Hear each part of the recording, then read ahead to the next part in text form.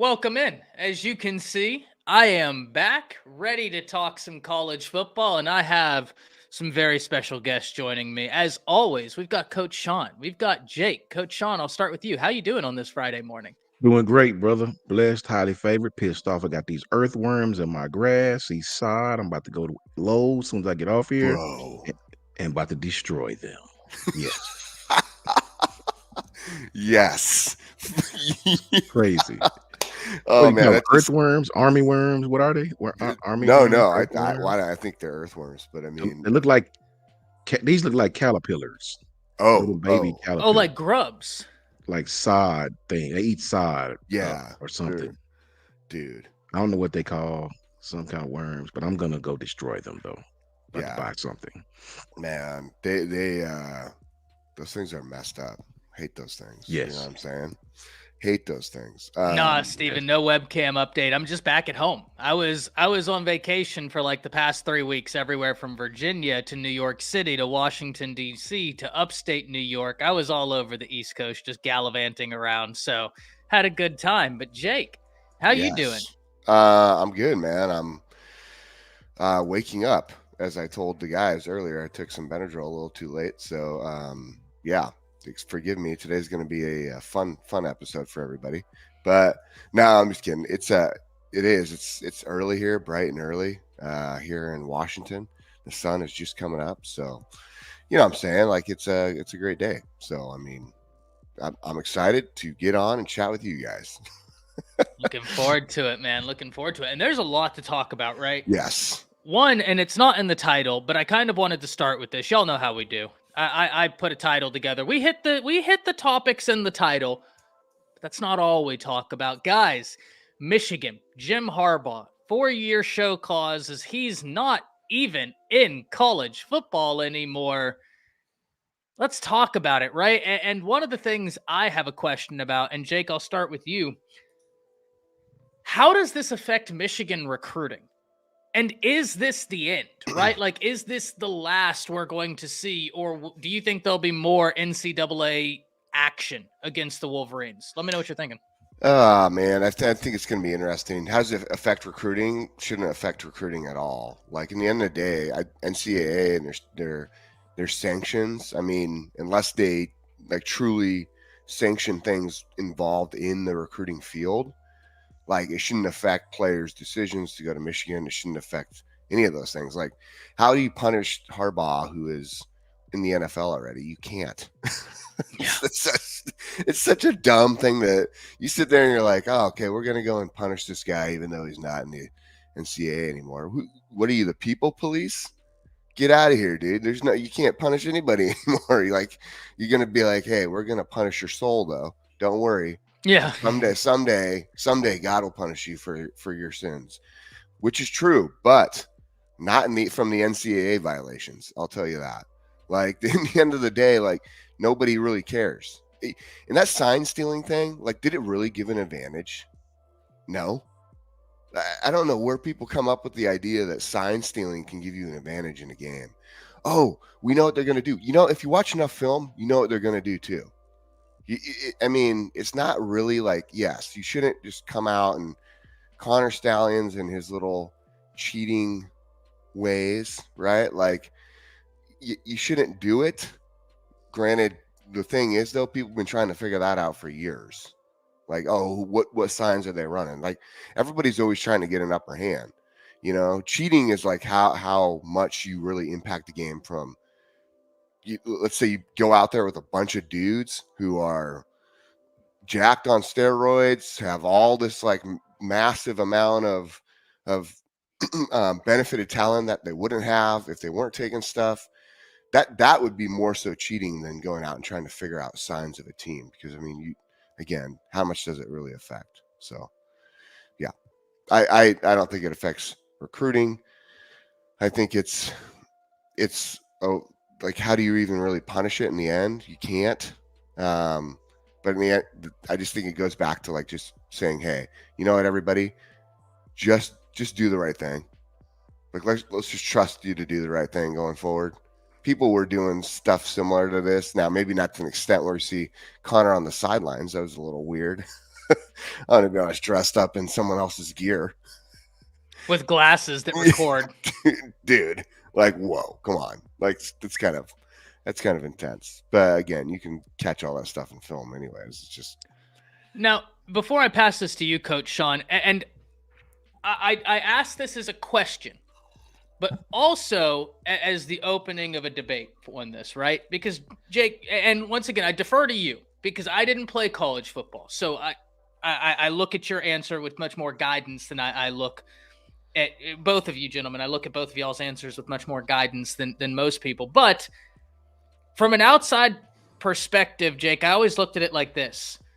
Like if you go to a doctor, right, and they need to figure out what they need to do to cure you, they're going to do all the tests. And if they've gone to medical school, if they've passed their test, if they've done the work in the background, i.e. watch film, they have understandings as to what to look for. But if you go to a doctor and you're like, hey, I have pneumonia and I took this test that proves I have pneumonia, it's a lot easier for that doctor to cure you if from day dot he knows exactly what he's dealing with. How is that not different than the sign stealing thing, right? Like if I know that this motion and the way they do the signs, like, yeah, it might be like Sark where they run 7 different plays out of this orbit motion, but I know with these signs, this is a swing pass. And now my cornerback can just crash in to instantly get a tackle for loss or an interception. Is it really not that big of a deal? Because once again, I a little bit of pushback, but at the same time, I don't know. I didn't play. So your answer will give my guidance going forward. No. I like the way you worded that. I mean, at the end of the day, if you word it in that way, yeah, you could see where certain things, like they could really get into the depth and detail of it, right? Like you could see maybe where they're able to call the exact play. But at the same time, what you would have to, you also think about it on this side. Your defense better be showing to the T exactly what you're going to run in order for them not to switch into something else. Okay. So if you're out there doing what you are you teaching your defense then to show every game, like or your offense to show every game exactly what you're going to run, just so you can get the right sign and they don't audible out or they don't change something? Look at Kalen DeBoer's offense. Do you think sign stealing would work against that offense? Fair play. I do not know if be honest with you, I don't think it would, because you would have to show your hand. It's like playing poker. You got to show your hand then every single play for them to run exactly what you want them to run to make sure you have the correct sign. So that's the part where I'm just like, man, how much does it really impact? Because in the end of the day, once again, even if we go into this factor too, like let's say from offense trying to a quarterback trying to read, and Coach Sean, I'm gonna throw this over to you. I just want to make this one point. And a quarterback is looking at a defense and what they're about to do based on what their safeties are doing, right? Their safeties are your tall tale sign for a QB, because it's almost impossible to hide it, right? You got to have a safety with a lot of experience and then also a lot of speed and athleticism in order to hide something correctly. And there's not a lot of safeties out there, especially a pair of them, that have all of that they can hide things with such great, I guess, cover up, that they will not give away what they're going to do, because that's a really hard distance. That's a lot of space to make up. And you better have the ability to do it as a safety if you're going to try to hide it the best you can as a safety, right? Which they do not. That's very rare that they will teach that. They're not going to teach you to try. They're going to teach you to try and line up similar, but it's really hard to disguise. So a quarterback's going to know what you're doing, right? So maybe there I could see where your theory on your side, Ty, would work, right?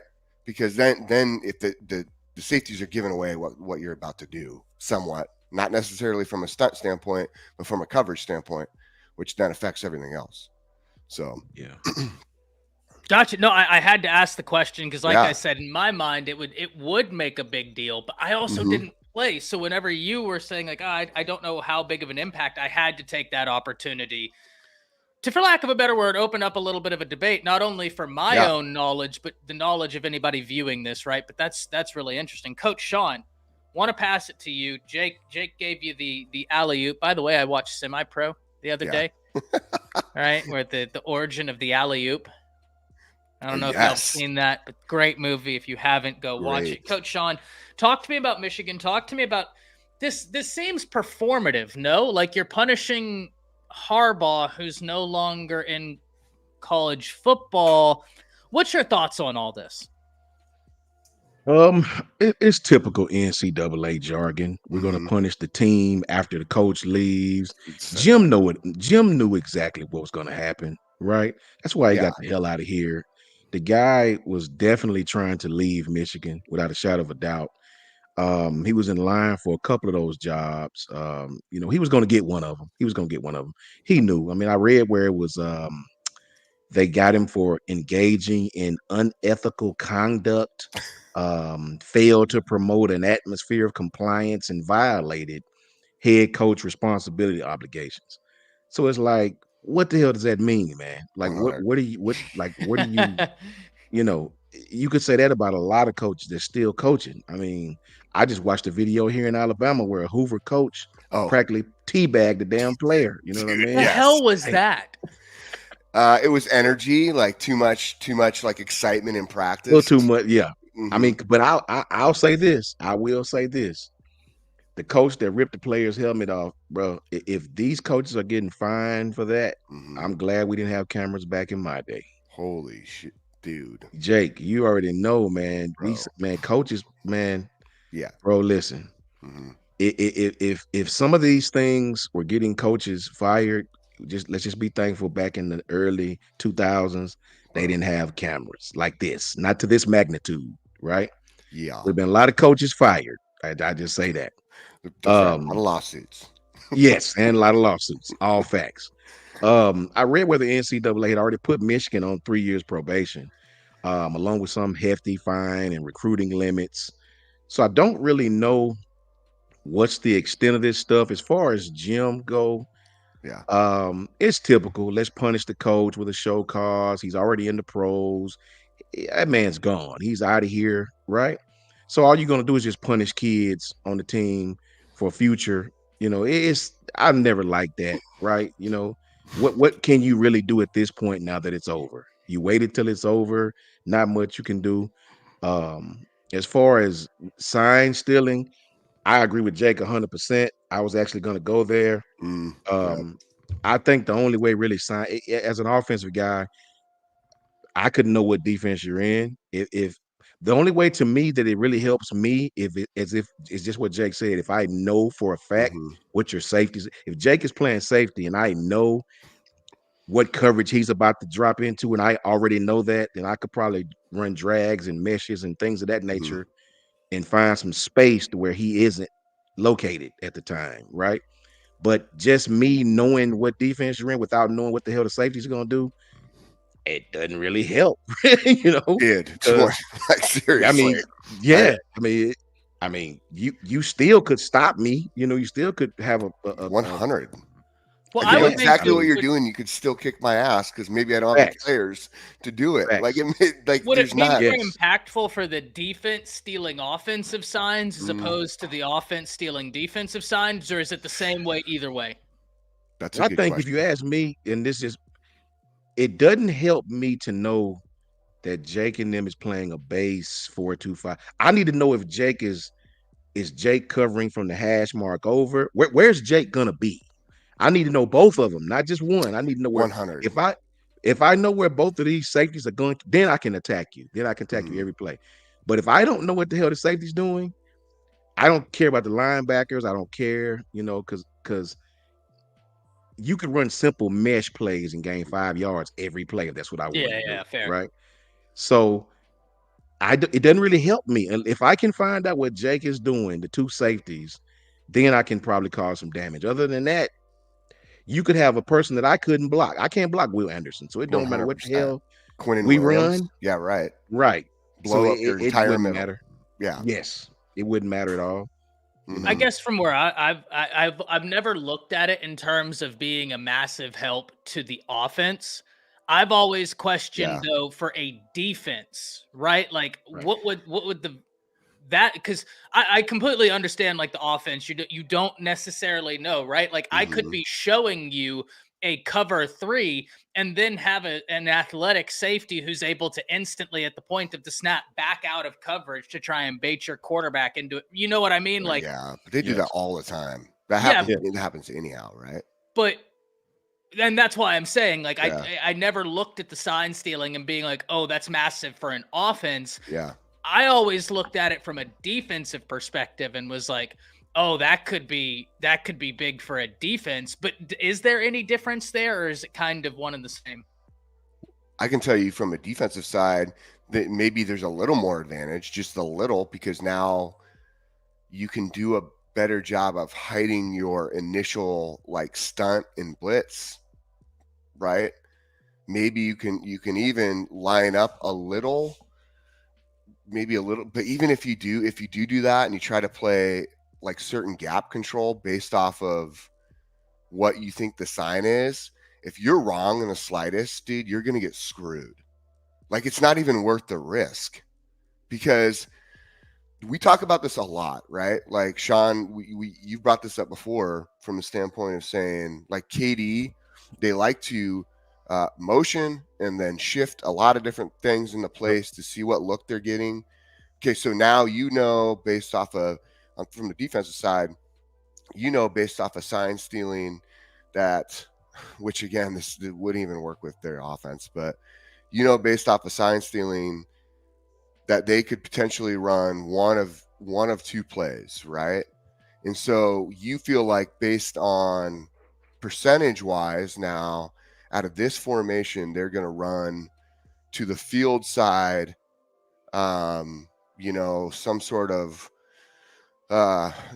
combo, like a wide receiver screen, or they're going to run like a different level route, right? Basically layered route. Layered route, yes. Mm-hmm. So, but there's the small risk that they might go back to the boundary side, and they do this a lot, right? Run the ball.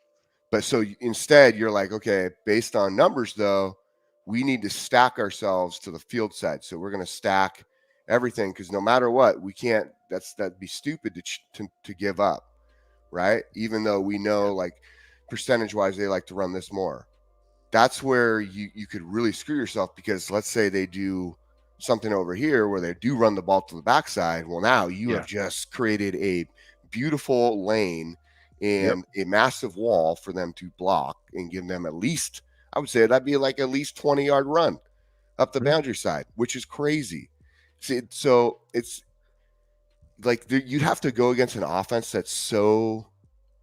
It'd be like going against old school offenses, like Vince. I still think that's probably the majority, though, in terms of, like, I don't think that there's many Kiffins. I don't think there's many Sarks. There's many DeBoers out there, right? Yeah, like, no, I think most of your offenses are.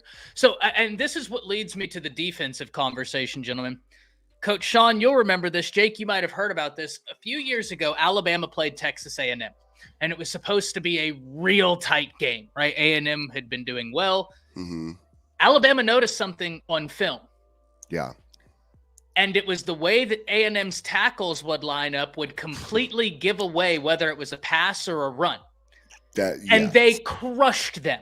Yes. And so in my mind, I was like, okay, because of that, that's somewhat akin, without doing anything illegal, as my camera has froze for whatever reason. We're going to try and fix this. But that's, it's not sign stealing because you didn't do anything illegal, but at the same time, you were able to ascertain what someone was doing, and with that information, just absolutely crush A&M. That's what you're supposed to do watching film, though. But my point is, though, is if you get sign stealing, you now have that level of information +5. And if Alabama crushed A&M with that, wouldn't that same logic carry over? Well, let me say this real quick. Mm-hmm. When you say sign stealing, there's a slight difference in sign stealing and knowing whether you're going to run or pass. But that's my point, Coach Sean, is if you were able to ascertain based off of an alignment, hey, this is a run or a pass, you still have unlimited run options, you still have unlimited pass options. And Alabama shut down that offense. But if we take it a step further and we were able to say, okay, now I've limited you down to like 5 different pass variations based off the signs I've intercepted, or 5 different run variations, doesn't that just take what Alabama did against A&M and exponentially increase its viability? I think that would help the defensive side. The defensive side, it's a little different on offense because it's kind of like what Dwight. I think Dwight had the perfect. As far as the offensive side, Dwight had the perfect comment. Dwight said it's all about execution. Sign stealing doesn't help if you can't execute the play. That's just. I agree like offensively. You could be in the complete wrong defense. You could be in a single high safety. We got 4 receivers. This is a touchdown. You're playing man with your corners. This is a touchdown, man. We going over the top 9 route. Your safety's not going to be able to get to either side fast enough. It's a touchdown. If we don't block it correct, if the receiver don't break press, it's still not going to work, right? Did they line up in the right defense? No, but it's still not going to work. So that sign stealing thing, as far as an offense, the only way it helps an offense is if the quarterback knows what the safeties are going to do. If our quarterback is aware of what your safeties are going to do, we can find some things that'll work. Definitely. That's a fact. Jake hit the nail on the head in the beginning. I don't know how it works far as the defense go, right? But I can definitely tell you if our quarterback is half decent and he's aware beforehand what your safeties are going to do from a sign, we could cause a little damage. We could cause some problems, and that's if we execute the play correctly. 100%. 100%. Yeah. Well, and Ty, I think that's interesting. I like where you went with that, right? So you could limit it down to like 5 certain plays based off of the signs, right? Ty, is that where you kind of get at with summary? Yeah. Because I completely agree with both of you on the offense. Both of y'all's explanations make a lot of sense, and I can see where that could actually open you up to more trouble than any advantage. But defensively, whenever I heard about the sign stealing allegations, my mind went to Alabama figuring out in film, if their tackles are lined up a half step behind the guard, they're passing. If they're aligned evenly, they're running. And they killed that A&M offense because they were able to limit it down. And in my mind, and maybe it doesn't work like this. Maybe this is just ignorance on my part. And if it is, by all means, let me know. I just didn't know if if you were able to take that knowledge, but then expand on it, because now you're able to limit to, we'll say 5, right? Like an arbitrary number. 5 pass options or 5 run options. Wouldn't that just give you the advantage that people can notice in film exponentially more? And maybe, once again, maybe this is ignorance from me not understanding. And Smooth, we're not saying it's the same. I'm using it as an example because if you were able to ascertain what someone's able to do, you have a better chance of stopping it. I'm saying that one of them can get far greater information than the other, and that's my question. Yeah, no, so here's the thing. For how long, right?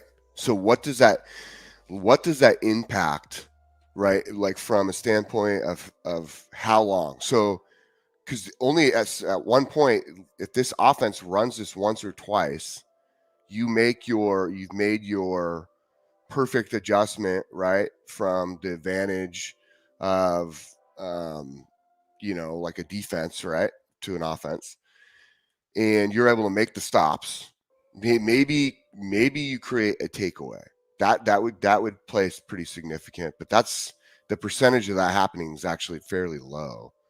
Right. So I would say you get a few stops. That if you're playing against a good offense, even if they do run like more a simple offense that's not as dynamic or doesn't have as many sub packages out of their base different formations that they run, then maybe it impacts a little, but still you have to have the athletes to make the stops, right? You have to have the athletes to make to win on those plays. So you got to be 100% confident that you're going to win those plays, right? Bama had the athletes to do something like that if that was the case with them. Michigan, I would say, yeah, okay, you have that. But again, how even is it Michigan guys versus Ohio State? What's up, Coach Smoot? What's going on, man? It's been a minute. Brensky, what's up, brother? What's up, brother? Brensky. Newer, I saw you in here earlier, man. Anthony, you had good questions, Anthony. I like your Yeah, we're questions. gonna get to those questions, Anthony, for sure. But like that's the thing though, is there's still so many other factors. You are taking a risk doing what you're doing unless you are 100% confident that you can go in, even if you limit them to 5 plays. Like, okay, we look at the A&M and just that was just film based, right? I can tell Yeah, you right 100%. now, based off of what I've seen in film, based off of what I watched, like, right, like I've told you guys before, like I'm part deaf, so what do I watch a ton of? Because I can't always hear the conversation, or I can't always hear all the information. I have to tune in, I have to lock in to with a focus of a freaking lion hunting a prey, because I have to see your body language. I have to see like the way your face looks, the way what you're doing with your body when you do something. So yeah, I could see why that's so easy to pick up when you watch film over and over and over again.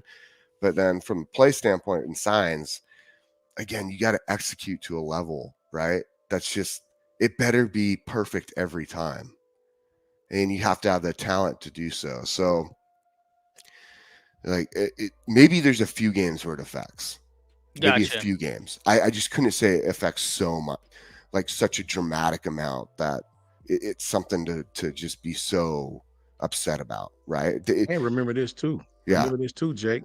If I'm an offensive guy and we know what your safeties are doing, and we hit you with a couple of plays and injure you, even in high school, Mm-hmm. that coach is gonna adjust. Like he won't unless we have all your signs and we know right. Yep. Some coaches will adjust and not play that coverage again on that set, or whatever the case may be. Coaches try different things during the game, right? Coaches on the sideline in between series, writing up stuff, drawing up stuff. If they make a big mistake and it seems like we're a step ahead of you, most defensive coordinators will try something different. You know what I mean? Well, we're not going to play the hashes on this one. Let's blitz the safety on it. Like everybody, it's just a big chess match through the entire game. We're trying to stay ahead of you. And film study helps, Yeah. but I mean, I don't know how much it'll help if I know. The only way I can see as an offensive guy that it will help me beat you is if, as a quarterback, my quarterback knows what your safeties are going to do every play. If we know what your safeties are going to do, what coverage you're in, I can draw up some things that can attack you, and I can exploit your holes and differences. If I don't know what your safeties are going to do, I just know what the front seven are going to do. I may be able to penny pinch and get down the field, maybe, right? And it's kind of like what Jake said. Even then, execution comes into a play. Yeah.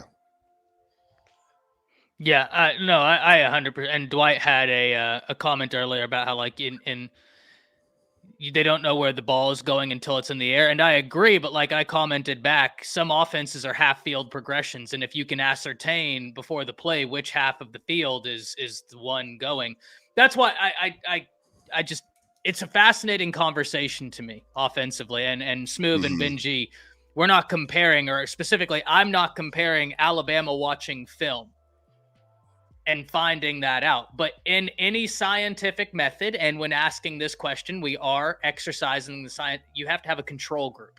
And so my control group was someone paying attention to detail, figuring out, okay, I can figure out whether you're running or passing, and then saying, okay, if you're able to really hamper an offense doing that, how much more are you able to hamper them if you can get into far greater detail of what runs, what passes are coming? That's where I gave the example of Alabama as a control group to compare and contrast, not comparing the two or saying that anything happened. But at the same time, like that's a tough one to give as a control group, because you look at Alabama's defense and like who they are, like Michigan. Yes, they had a great defense too, but they're not Alabama when it comes to that. You know what I'm saying? Like as far as playing. Oh, 1,000%. But if I don't remember, if I remember correctly, Jake, that defense, that was the best game they had all year. Like, got you. They like. So listen, this is a conversation I love having, especially because I have two people far more knowledgeable than me on this. And no, man, you're definitely, your stuff, Ty. Get out of here. This is fascinating. But Let's transition into some of the topics we have today. We need to talk about some camp news, and I've obviously, being that we have some Alabama fans on the panel, 3 to be exact. Spinning Wheel of Doom has no favorite team. He just embraces chaos, and we give him the last word. But Yes. Alabama fall camp, right? Heard some good things, and then I was in Virginia, right? And I texted both of these guys because the Alabama players, right, and not just Alabama, this is all around the country. You see the players doing their TikToks, right? That's where we are.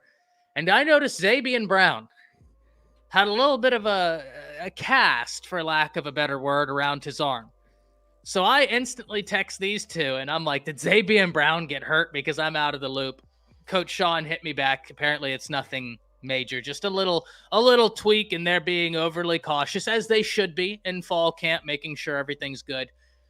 But let's talk about some Alabama fall camp, guys, because there's been a few practices behind us now. First scrimmage is tomorrow, or is it next? I think it's tomorrow, because God, next Saturday would really be pushing it. Yeah, they're not doing it next Saturday. Yeah, I think it's tomorrow, because 31st is the first game. But Coach Sean, I'll start with you. Let's talk about Alabama fall camp. What have you been impressed by? Anything you've heard? Anything that you may have seen through the videos? Anything like that? Talk to me. Easy pick for me. Yeah. Caden Proctor. Oh yeah, beast, dude. I heard Caden Proctor is whipping some ass. He's putting belt to a couple of asses. So much so that they were forced to put him back with the first team. I heard that the left tackle was inconsistent when he wasn't in there. I seen an interview where a player done where they talked about Caden Proctor. This kid is out there with a purpose.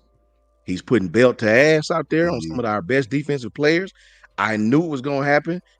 We forget the guys like myself and Jake and Smook and Ty who know what he's talking about, and Brinsky. We knew the kid was a freshman, right? Your average fan just see a kid out there giving up sacks. They don't understand this kid, Coach Carr, he knows.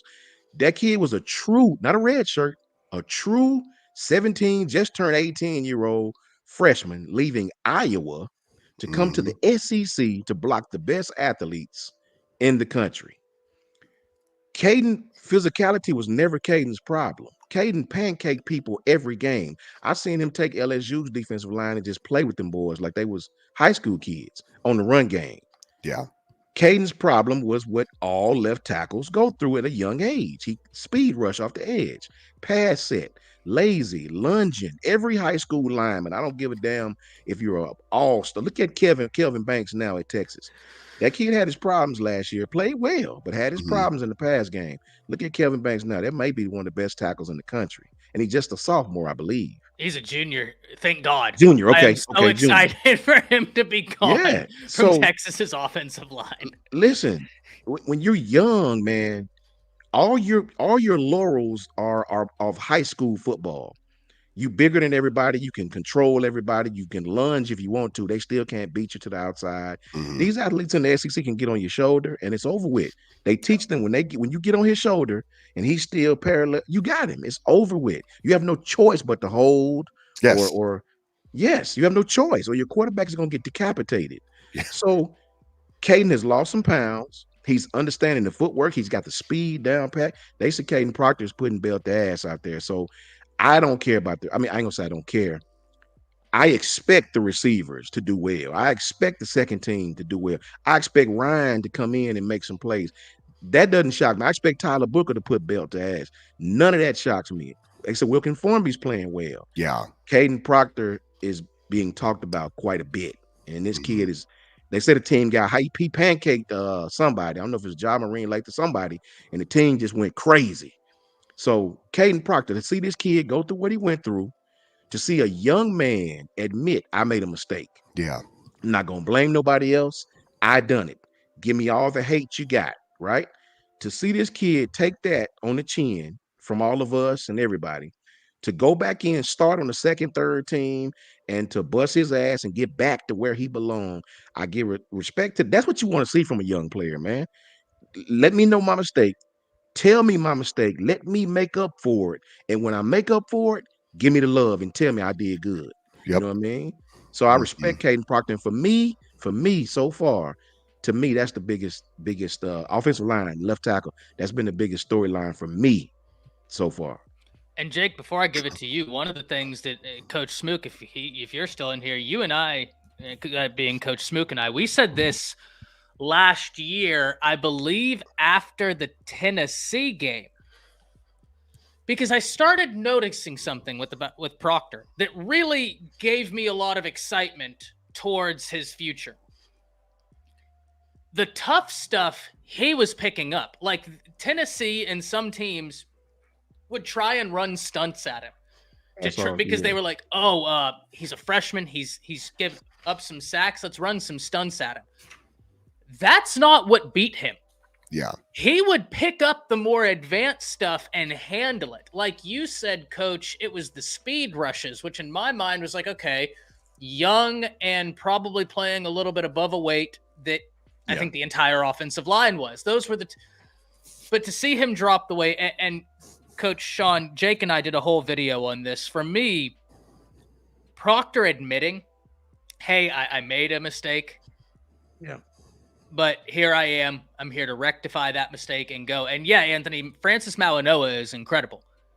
But that's what I always say when it comes to Cristobal. He's going to find some incredible offensive linemen. You also got, who was the other kid you got?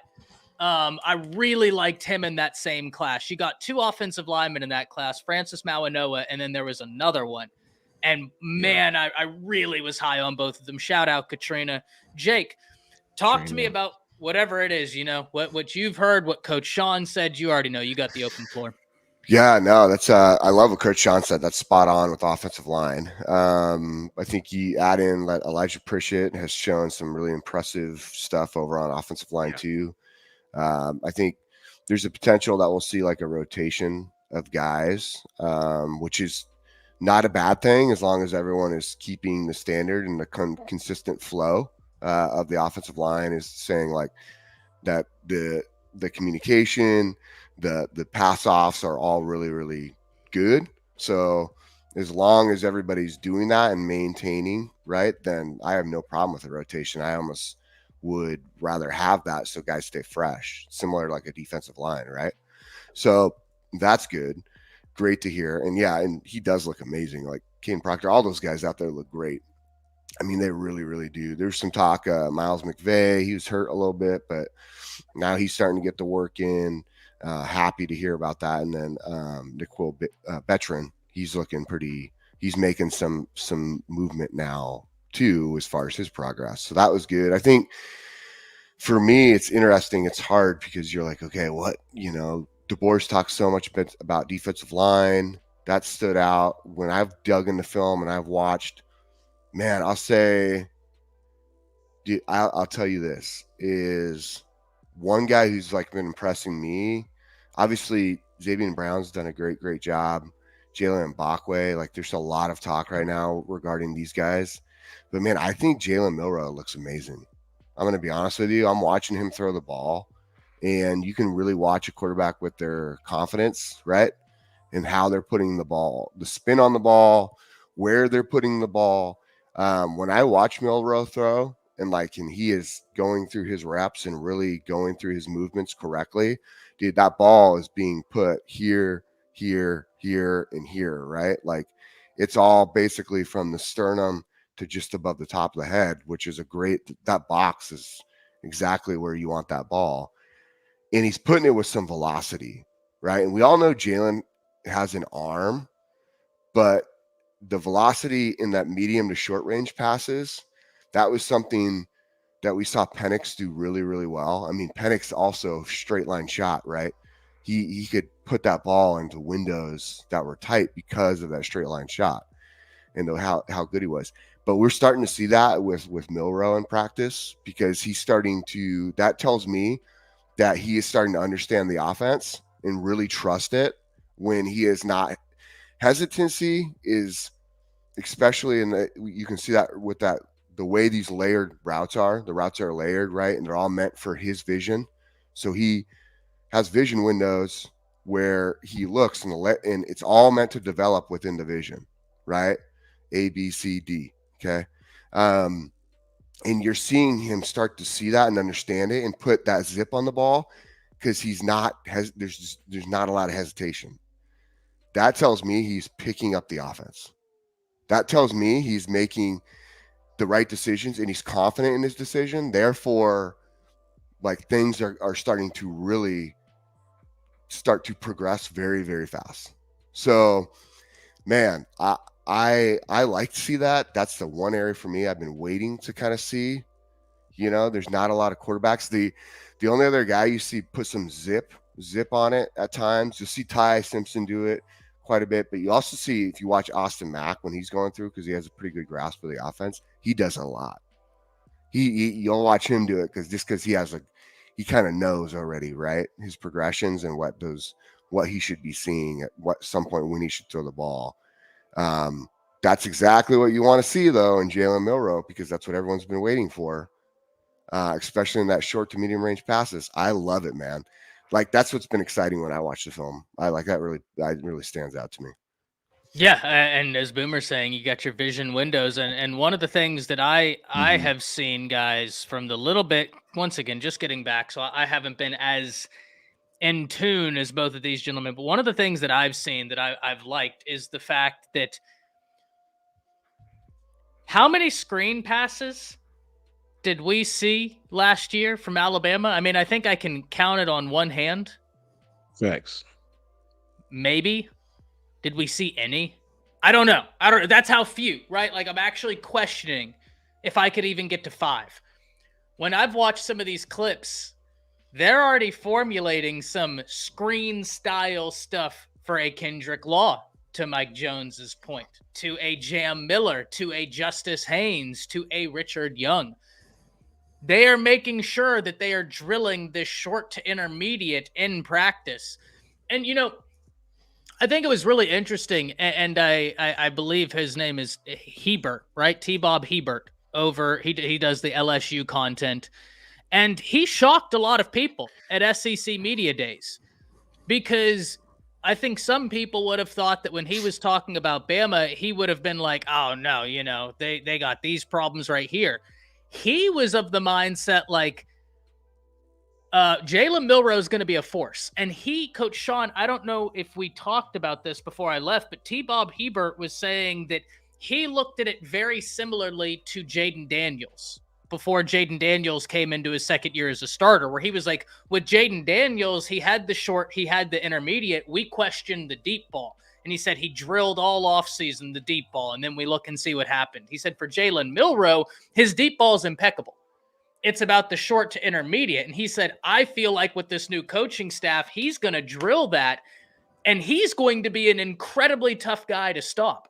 That took a lot of people by surprise because, like I said, he's an LSU guy, and Bama and LSU is one of those games that college football doesn't necessarily acknowledge as a rivalry. Oh, yeah. Man, that's as close to a rivalry without being declared a rivalry as there is. I mean, that's a great environment, right? That's a great game every year. One of the ones I look forward to more than any. So hearing him be like, I don't understand why so many people have kind of wrote off Jalen Milroe. This guy is going to be a problem, especially with this new staff. Love to hear it, right? I think one of the things that I also love hearing about, and we've talked about it, is a Zabian Brown. Right? Really, what was the quote Coach DeBoer had where he was saying he doesn't play like a freshman?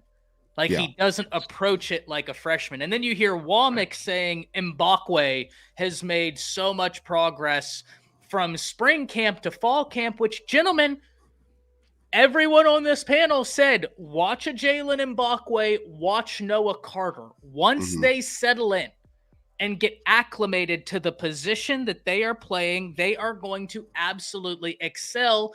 And I give you those two guys because those two guys did everything in high school. I mean, Noah Carter may have been the team doctor on top of being the wide receiver, the tight end, the edge rusher, the inside linebacker. He played some DB, if I'm not like punt returner, kick returner. If I'm not mistaken, he was the offensive coordinator, defensive coordinator, part-time team doctor, and cross-country coach. I have it on good authority, right? Oh, like got you. Gosh, dang. I kid, but you get the point, right? Mhm. That to me was big because, guys, secondary is Bama's biggest question. There are questions and there are concerns. I think Alabama has answers, and if you have a question and I can identify potential answers, it's not a concern. But if I can't identify potential answers, that's when, in my opinion, a question is elevated to concern. So hearing about that is great. We did have some questions I wanted to get to. Katrina asking something to Anthony, both of y'all kind of echoing the same one. Do y'all think Caden and Anthony asking about the offensive line will lose some more weight, or is he good at his current playing weight? From my understanding, they had lost a lot of weight, but then when they did their official weigh-ins, the weight for Caden was pretty analogous to last year. But what I can say is this: his body looks totally different than it, like, whenever they published his weight, I was actually sitting here, guys. I was like, nah, that's a mistake. This dude looks like he's lost 20, 25 pounds. Dude, yeah. Proctor, I think he's good where he's at. I think that Booker said he's lost a lot of weight. I think the offensive line is in a good place. I think naturally they might drop a pound or two more just because what are you doing? You're back in fall camp. You're back working out. Did you like that one? Hey, I have it on good authority, Miss Ebony.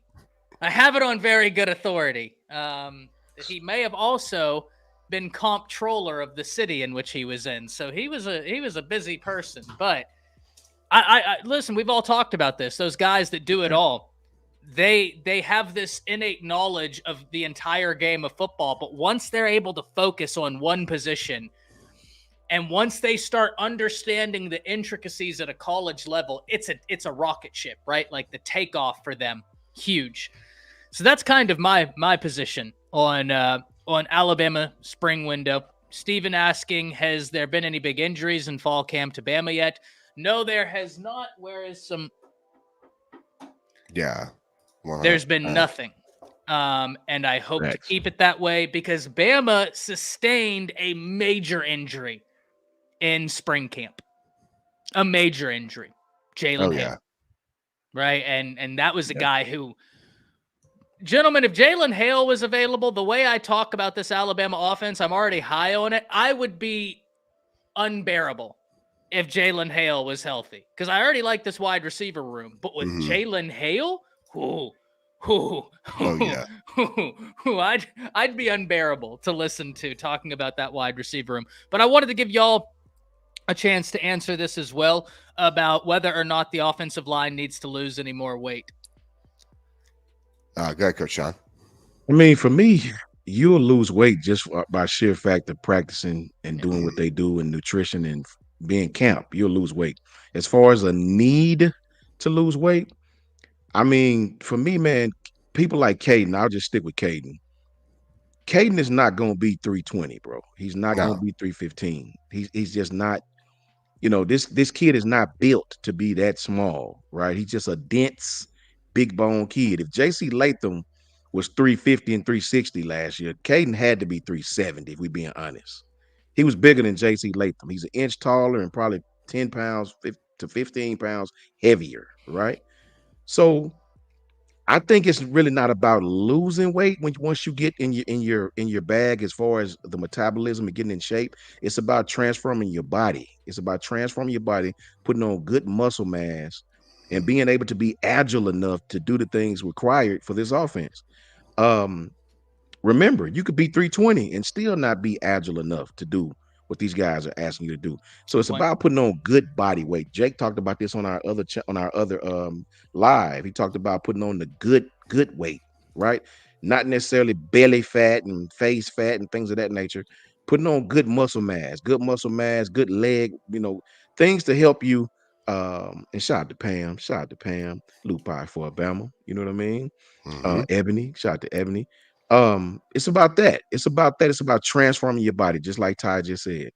And if the offensive line can transform their body enough to be agile enough, and I think they were agile enough last year. We didn't really utilize the things of this offense. We utilized running play action on 3rd and long, like that's gonna fool somebody. That's what we done last year and get sacked for 5 yards in the backfield.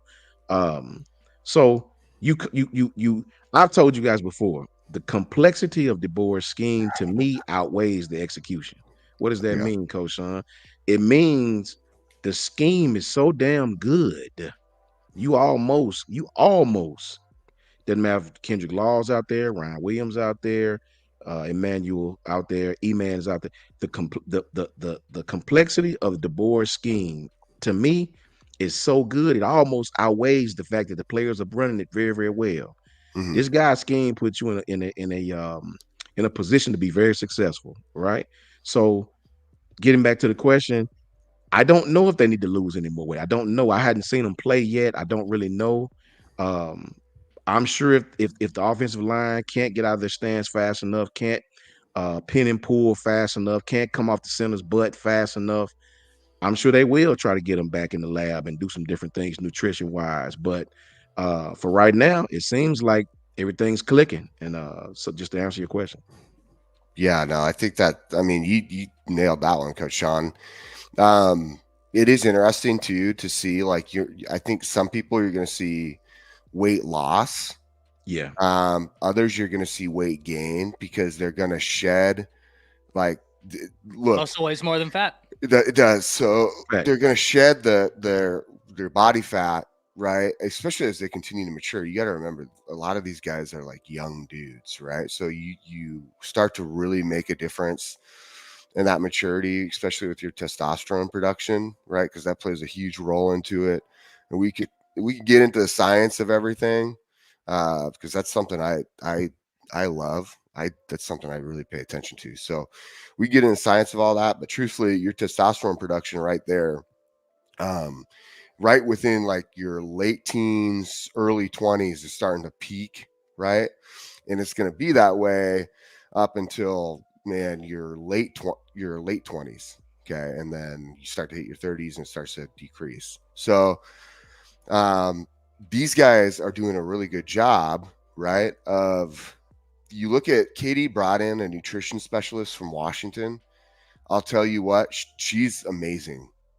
She's really, really good. Yeah, the last lady was pretty good at Alabama, but who they brought in from Washington, she's phenomenal at this. This is like, there's a reason why she came.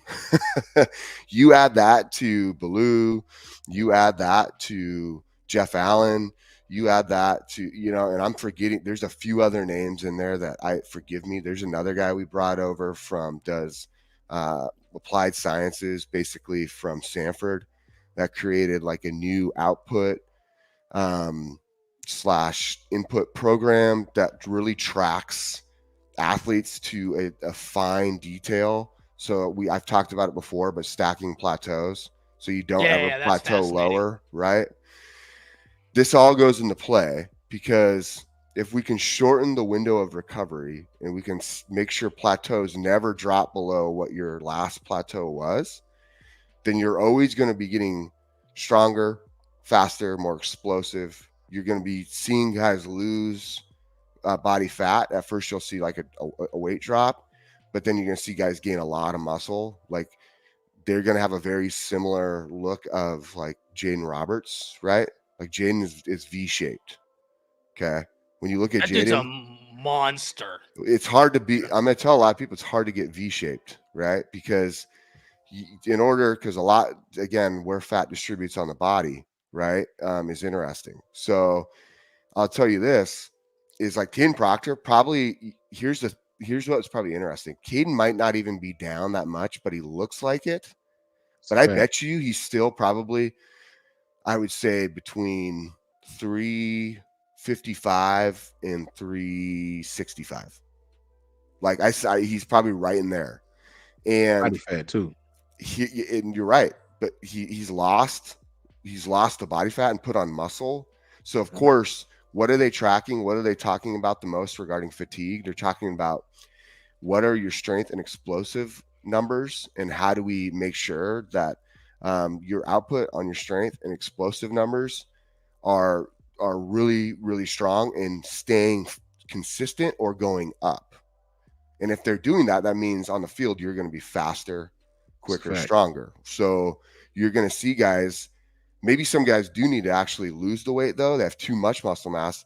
Maybe they need to lose it to just move better. So they change their nutrition. They don't necessarily, they change like the amount of reps and weight, right, to get to that. So I think it's, man, overall, like a combination, you got to be really impressed. Will we see guys continue to lose more weight?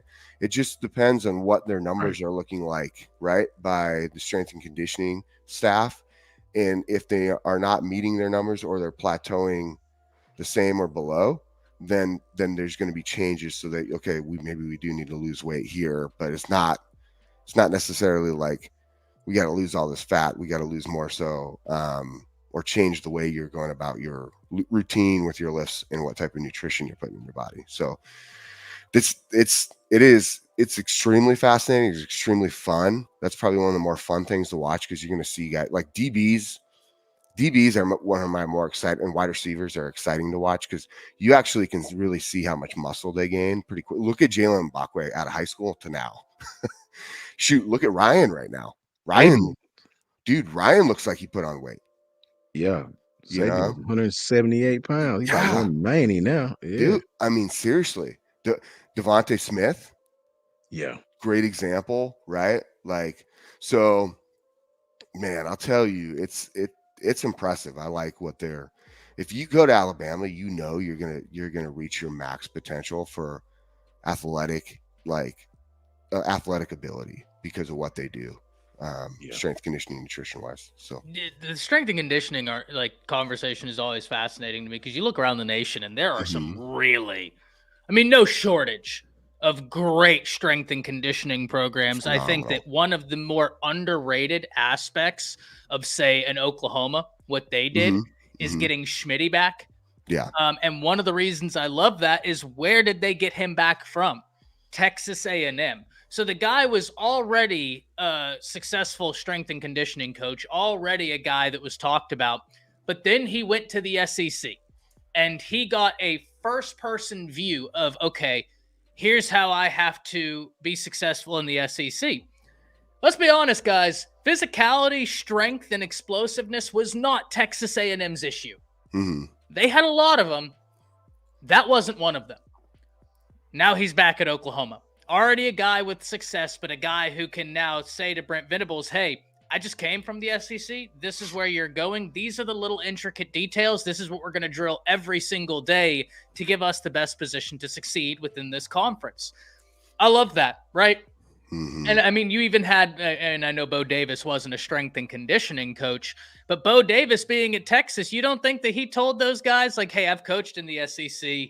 This is kind of what we need to be gearing towards in order to hit the ground running over there. Now, I know he's no longer there, but you don't think that was a conversation? Come on, right? Come on. He was talking about it. Anthony talking about top 3 nutrition programs. I haven't seen anything on this, but he says Georgia, Alabama, and Miami. Yeah, I think that it's so fascinating looking at the nutrition programs and all of this because, working out is amazing, but nutrition is so incredibly important. The fuel, that's a big determining factor here. So seeing these guys being able to have those resources, you love to see it, right? You love to see it. Now, Jake. Let me say this, Todd, real quick. Go ahead. We talk about this nutrition and but remember this, and I challenge you to go Google this weight right now. Washington, all their players weren't 290, bro. Nate Kelpo was 6'6", 330. Go look, about 325, 330, right? Go look at Nate Kelpo. Go look up Nate Kelpo Jr. right now.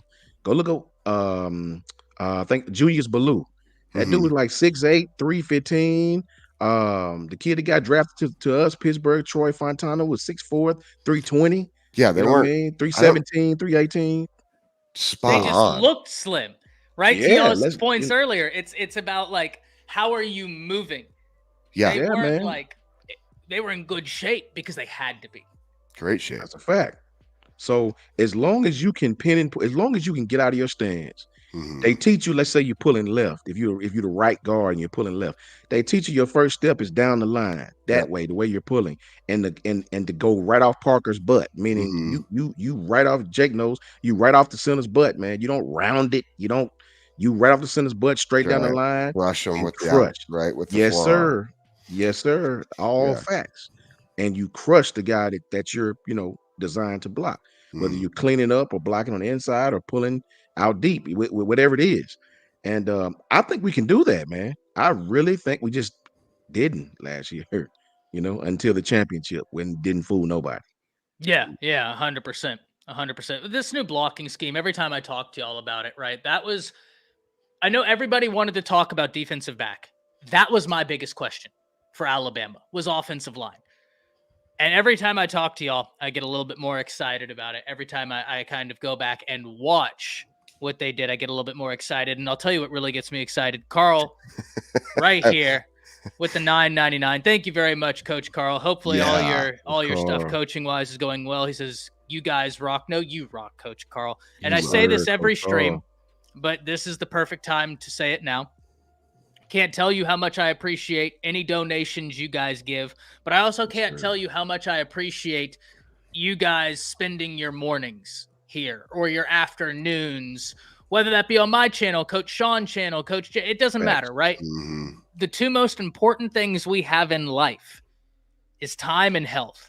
And the fact that you spend your time with us, that means more than I could ever say. Like, truly, thank you very much.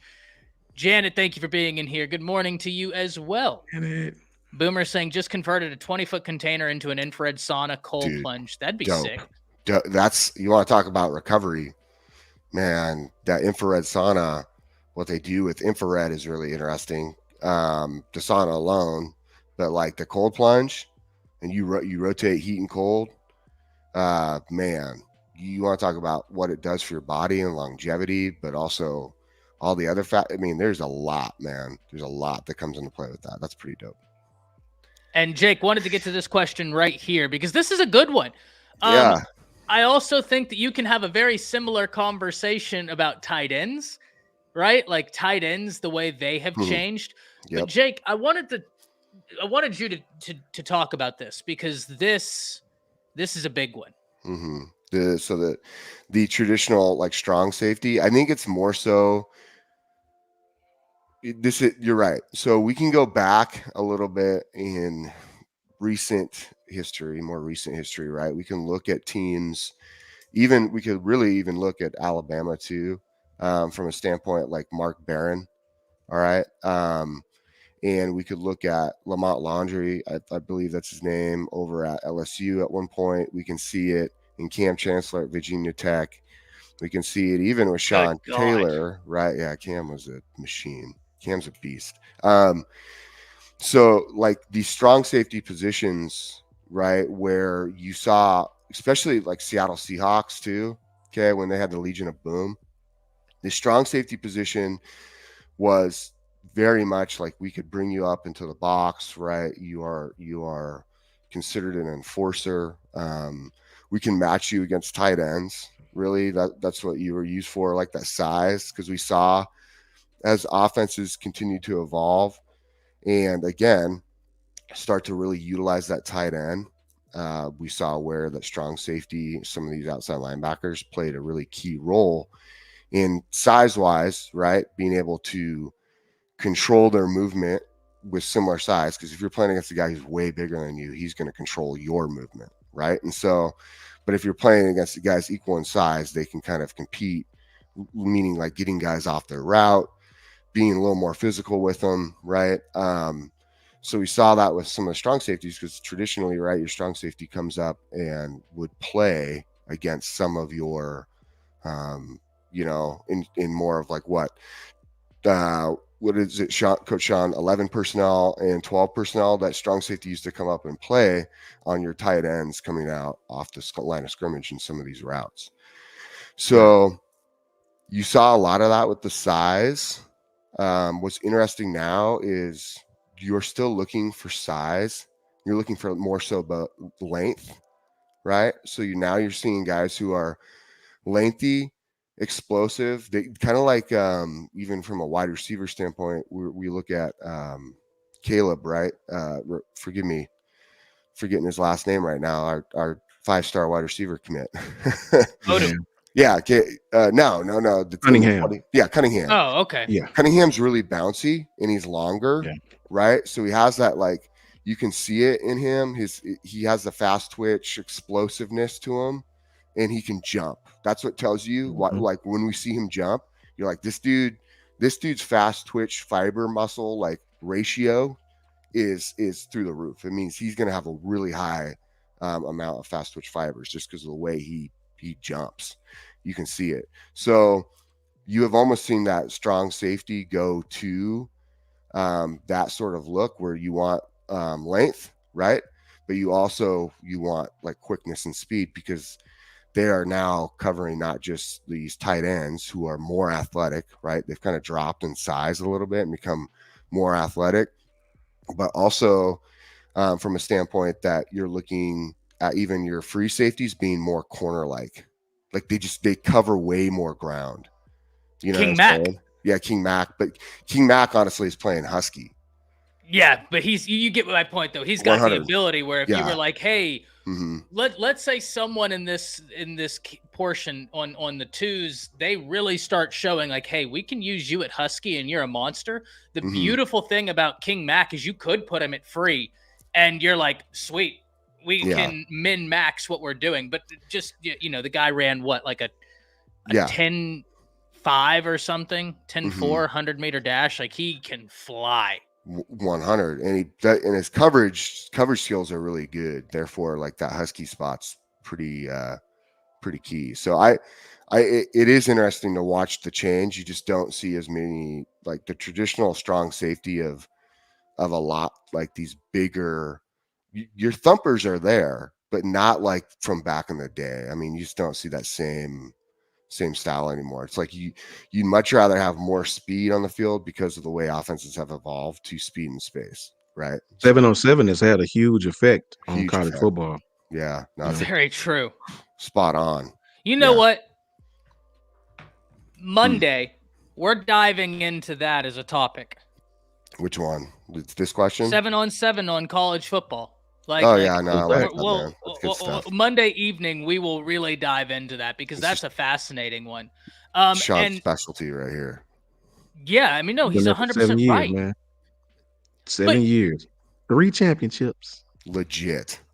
Yes, sir. That's badass, man. I'm gonna tell you what. If you ever coach 7-on-7 again, Sean, I'm gonna come coach with you. Man, I'm with you, brother. We need to do that, man. We're gonna own it. Yes, sir. Nationwide. Let me be the hype man. Fun, bro. A lot of fun, 7-on-7, man. You really see be the hype man. I can go out there and hold y'all back. Oh, Ty, you could do it all, brother. You could come out there and draw it up, man. Yeah, you know what I mean? Hey, that's a good question from Anthony, Jake. Check that one out. Let's see it. Jake, because you played safety, can you explain to me? They're describing the safety position and they say they're great at man and zone coverage. Is that the same when they do that with a corner?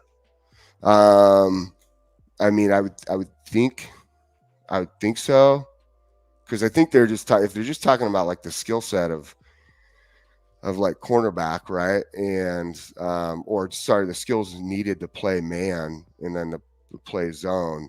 I think there's a few differences, and that's due to the fact of where they're out in the field and, like, obviously their alignments, right? Like, your safety in man is picking up man coming off of the initial snap and break into a route further downfield.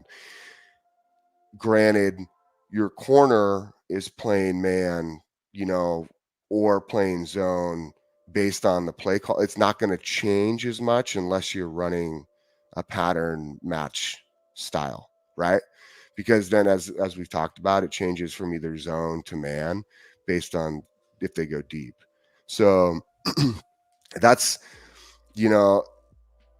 when you're looking at the safety position, I think the key is that's why it's hard to give up. We talked about this earlier. It's hard to give up alignment, because if you try to disguise and get off of your alignment too much, you're going to have to make up ground really fast if you have to convert from a zone into a man, or even if you're playing vision zone coverage, you're still going to have like man tendencies within your zone. So you're going to still have like somewhat match tendencies within your zone, depending on what routes they're running, right, and how the routes are layered. So you don't want to give up too much, right? Like if you come up and you're trying to disguise something and you can't recover fast enough, you're going to get smoked. And if you're playing vision coverage and you turn your back to the quarterback, it means you are getting beat. And at that point, you're playing purely off of you better just have the speed to recover, right? Yeah. Like the technique goes out the window at that point. You're just trying to catch up. So that's an interesting question. I think it to an extent, it's the same type of skill set, right? In man and in zone, but at the same time, your alignment is what's different. So it's more so when you recognize that you need to take certain aspects into play as the route progresses, right? So how quickly can you recognize that? Corner is more so going to recognize it a little sooner because the safety is a little deeper and they're not necessarily coming up and playing man right off the bat, like whether it's a off man or forgive me, I forget the other name of it, but like a tight man coverage, right? So there's some different aspects to it, but yeah, I think the skill set has to be somewhat similar. So yeah. So if you guys seen me, I've been here in this book, doing everything I could to try and find this quote, and I ended up finding it. Right. So I'm going to quote in a book that I think everybody should read, especially if you're an Alabama fan. Saban, The Making of a Coach by Monty Burke. Great book. But Anthony, to your question, I'm going to go back to the early days of Nick Saban. We're talking in the 80s, right? 1980 to be exact. And that's whenever he was at Ohio State. Nick Saban, that is.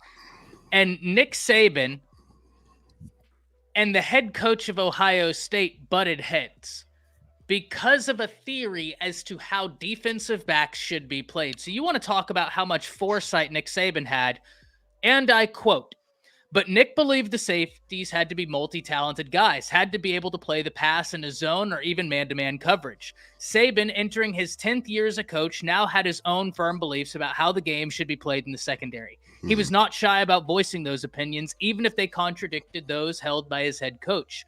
Off the field, things between Earl and Saban began to get a little tense. Nick made some statements in a couple of times during staff meetings that were really offensive to Earl, says Sabo. And when he said them, you could hear a pin drop." That was one of the things where Nick Saban in the 80s was saying, hey, the way we're doing our safeties, this isn't going to work for much longer. You can't have a glorified linebacker back here because offenses are about to spread out a bit more. They're about to throw the ball a bit more. Football will change. He foresaw it. So, it goes to answer this question, but gentlemen, it also goes to answer a larger question. Why was Saban able to be successful for as long as he was? Because he adapted. Because he was able to adapt. That's why the guy was as successful for as long as he was. When things changed, he changed. That's Nick Saban, right? He saw that things were changing, but also great book. For those of you that haven't read it, I have it in my collection of read books, along with a bunch of books that would have y'all calling me nerd. No, I love it, dude. Which is true. I have a bunch right here I'm looking at right now, dude. It's the only football book I have up here, but well, that's not true. I also have Hail Mary, the Drew Pearson story, signed by Drew Pearson, right there. That's good stuff. I met him at an airport, and he signed the book. That's badass. But yeah, the rest of them is I'm not even going to bore y'all with that. But this is a great question, Jake, and I'm glad you were able to answer this for Anthony, because this is a fascinating conversation. Yeah, hopefully that answers your question, Anthony. hopefully that kind of clears it up a bit. If not, I go in more on it later. You see what I did there, Moon? You see what I did there? Love it.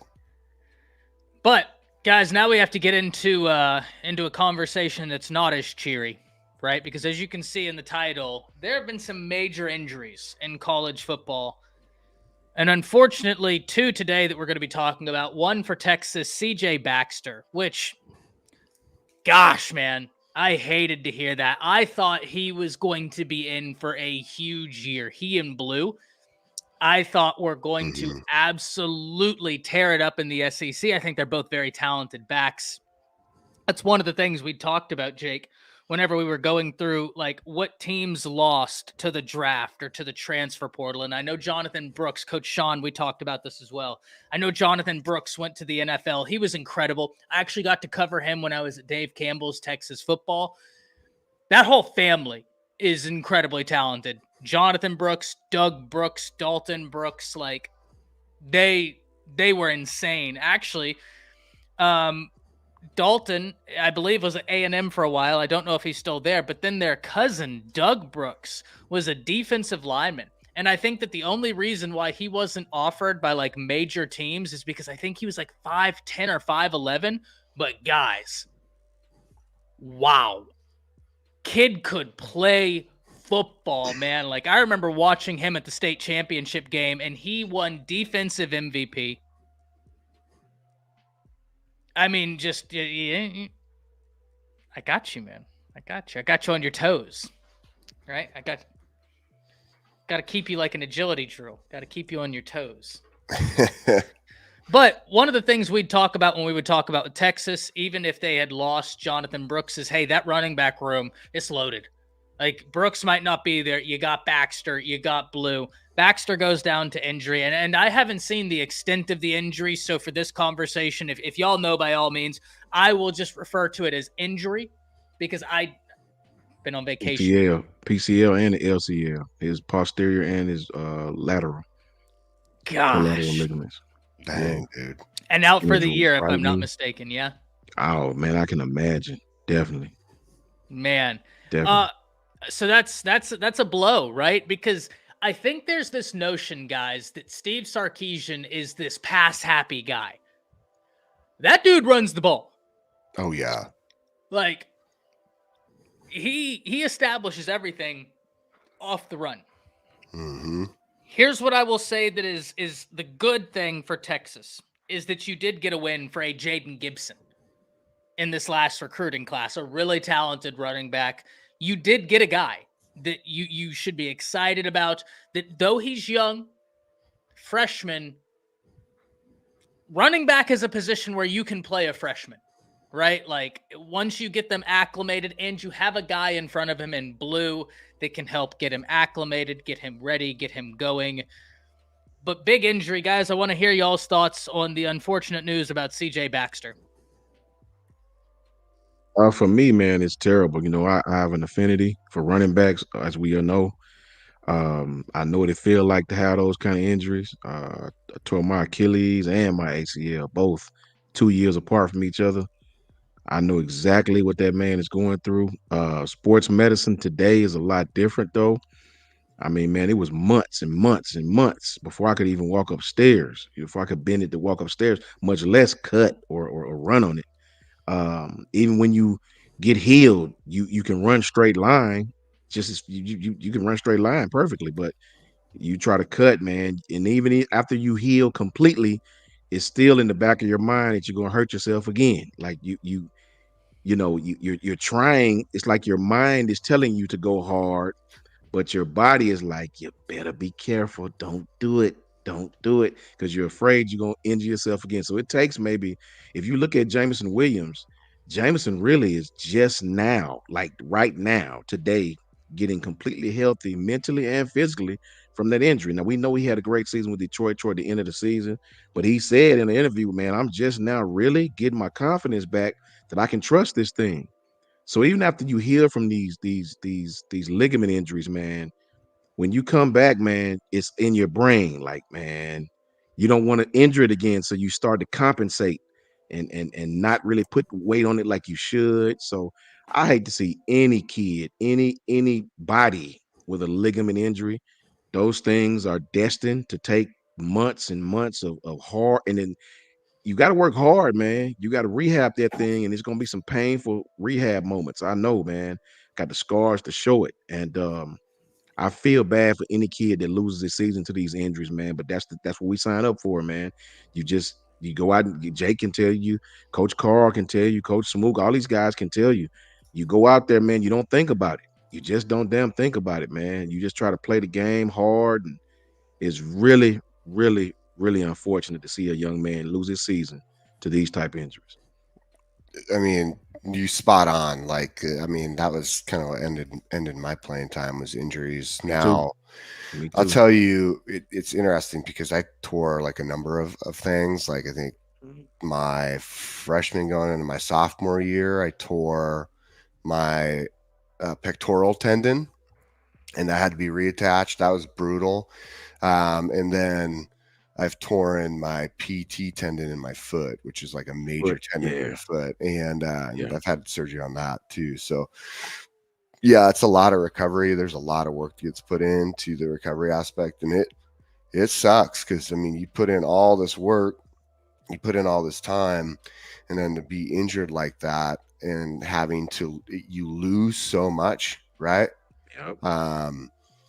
You have to go and get it all back. You have to work twice as hard to get it back. And that's probably the hardest part, you know what I'm saying, is and why it's disappointing. Because you want to see athletes like continue to thrive when they're making such great gains and they have the opportunity to be very successful. And you want to see everybody thrive, right? And so I'll tell you, man, it's tough to hear when guys are getting hurt in practice, how it affects the team. I think different positions affect more so, right? Like we'll see what happens with Texas regarding their running back getting hurt because they have pretty good depth at running back over there. You know, it's interesting you bring that up though, Coach Sean, about about getting back on the field and like trying not to be hesitant. Right, because you have to train your mind to be like forget about it, forget about it, right? They I forgot what team it was. I want to say it was over at LSU's running back is coming back, and I think he had gotten hurt last year, forgot his name, but when they brought him onto the field, they specifically put him in positions in running games over and over and over again to cut. Like you would have to cut off of that foot to break his hesitancy, which is actually a really good idea. I love what the thought process in that.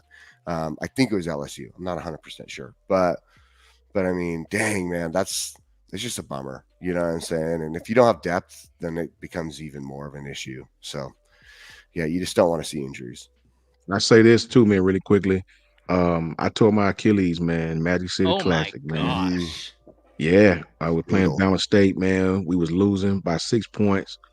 I took a counter play by 6 yards, man, and I cut back, and it felt like somebody kicked me in the back of my calf. It felt like just somebody kicked me.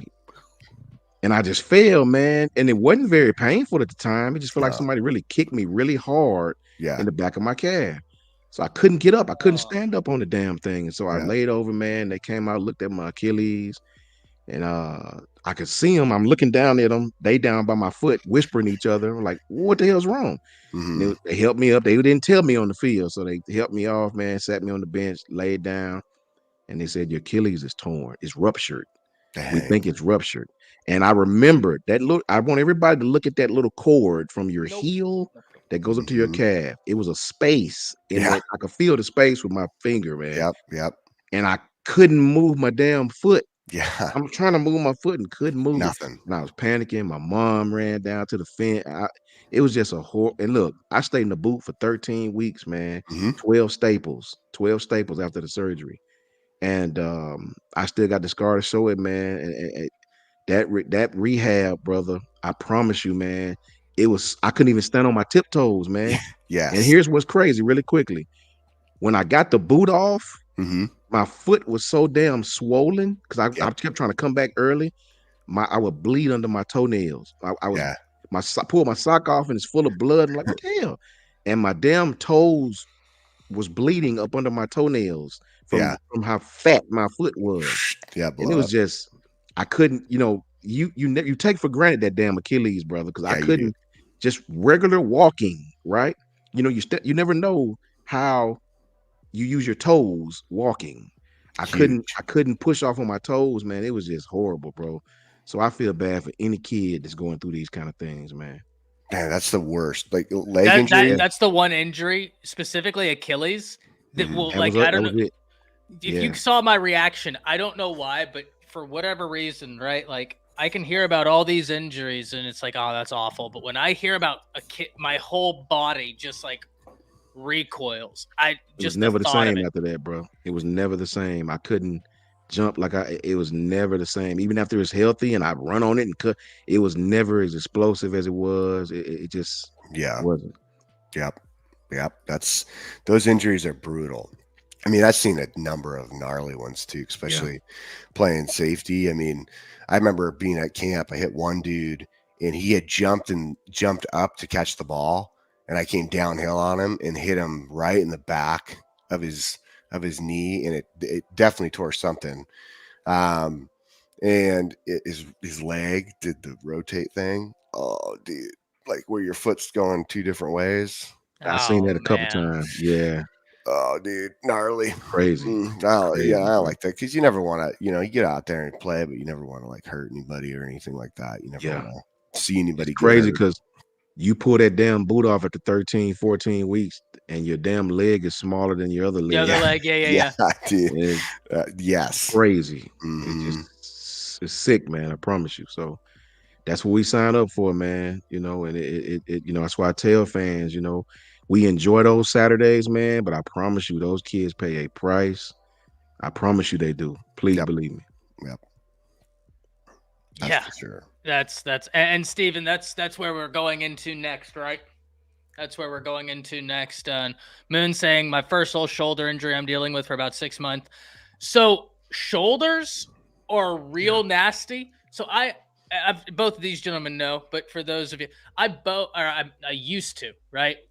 Just bow hunting is one of those things where to do so ethically, you have to drill so much, right? Like you got to practice so much. And I just haven't had the time to be out there and practice as much as one should before they go on a bow hunt. Hopefully I'm able to change that this year because that's a lot of fun, right? Actually, Aaron Hodges and I were going, Jake, you saw this. We were going back and forth on Twitter being like, hey man, let's get a hog hunt going. Let's go out there with the bows and let's down some hogs. But I was in a car crash and I tore my rotator cuff on this side. Yeah.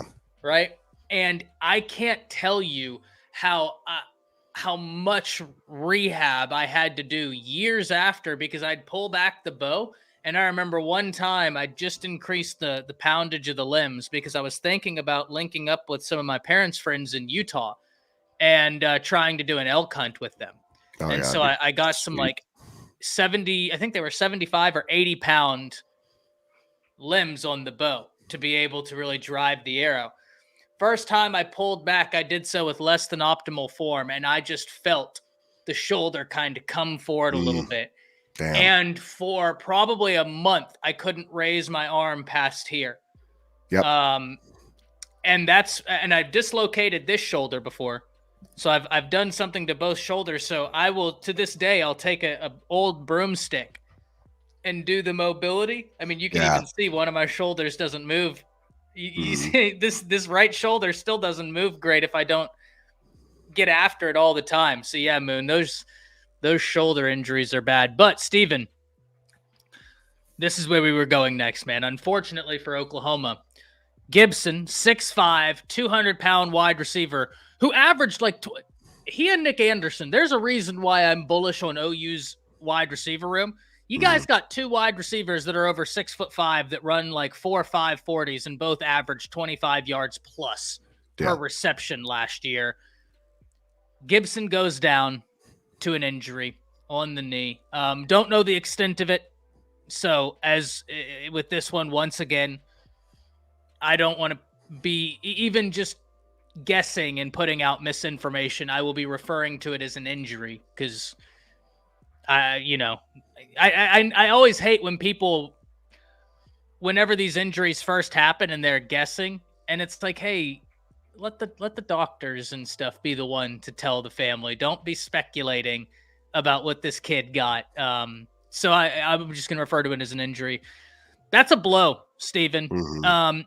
It definitely sucks. It sucks for him because I thought he was in for a big year. I thought this was a year where he's going to put it together. He was going to be a force.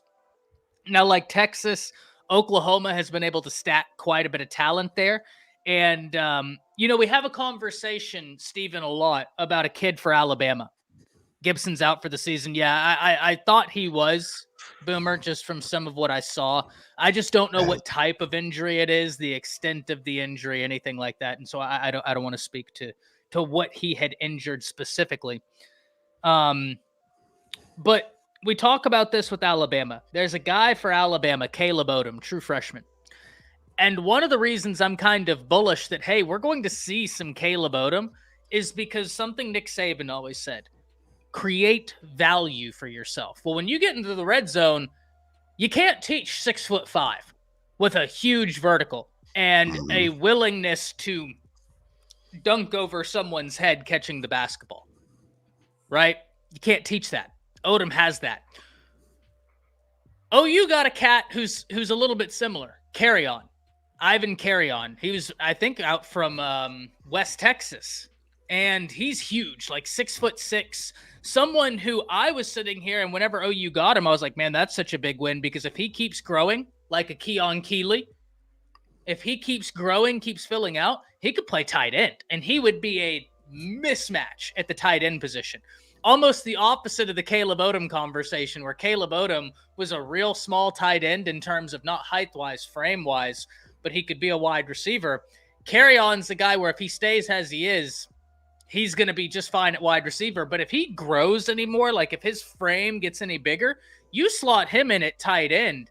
And good luck to safeties that have to try and stop that. I bring him to your attention, any OU fans in here, because when you get down to the red zone, that was always an area where I looked at OU and I was like, man, teams are going to hate that.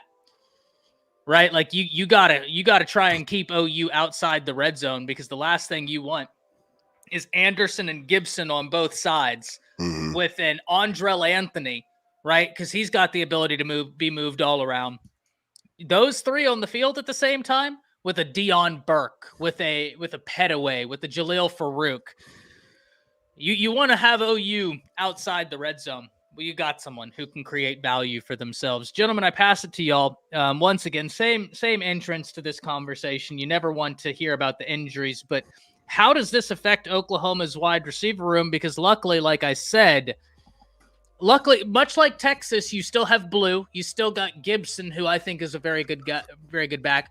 OU's got a deep wide receiver room, but definitely wish for a speedy recovery for Gibson. That way he can showcase to college football why so many people, including myself, were so high on him, and why we believe he will be a problem for defenses to stop. Hopefully he's able to have that speedy recovery. I think we started, Coach Sean, did we start with you last time? Yeah. All right. Well, we'll reverse it this time, because I got to keep y'all on your toes as well as everybody out there. Jake, talk to me about the implications of this injury. Yeah, I mean, it sucks, right? Like, because you do got a guy there who, can make a big impact. They're trying to get that continuity and that relationship, that flow between the quarterback and wide receiver in practice and play calls, route running, trying to get all that down prior to the opener, right here in a few weeks. And it sucks. But at the same time, you're also looking at it. If it was going to happen, you'd rather it happen during maybe this time frame than happen within your first few weeks, because now you haven't established, just like at Alabama. There's some guys that you probably assume like this guy's going to start, right? But for the most part, those guys are out there competing. And so now it just continues to amp up now the competition. So from a positive side of things, you're going to get guys who maybe didn't get as many reps, get more reps.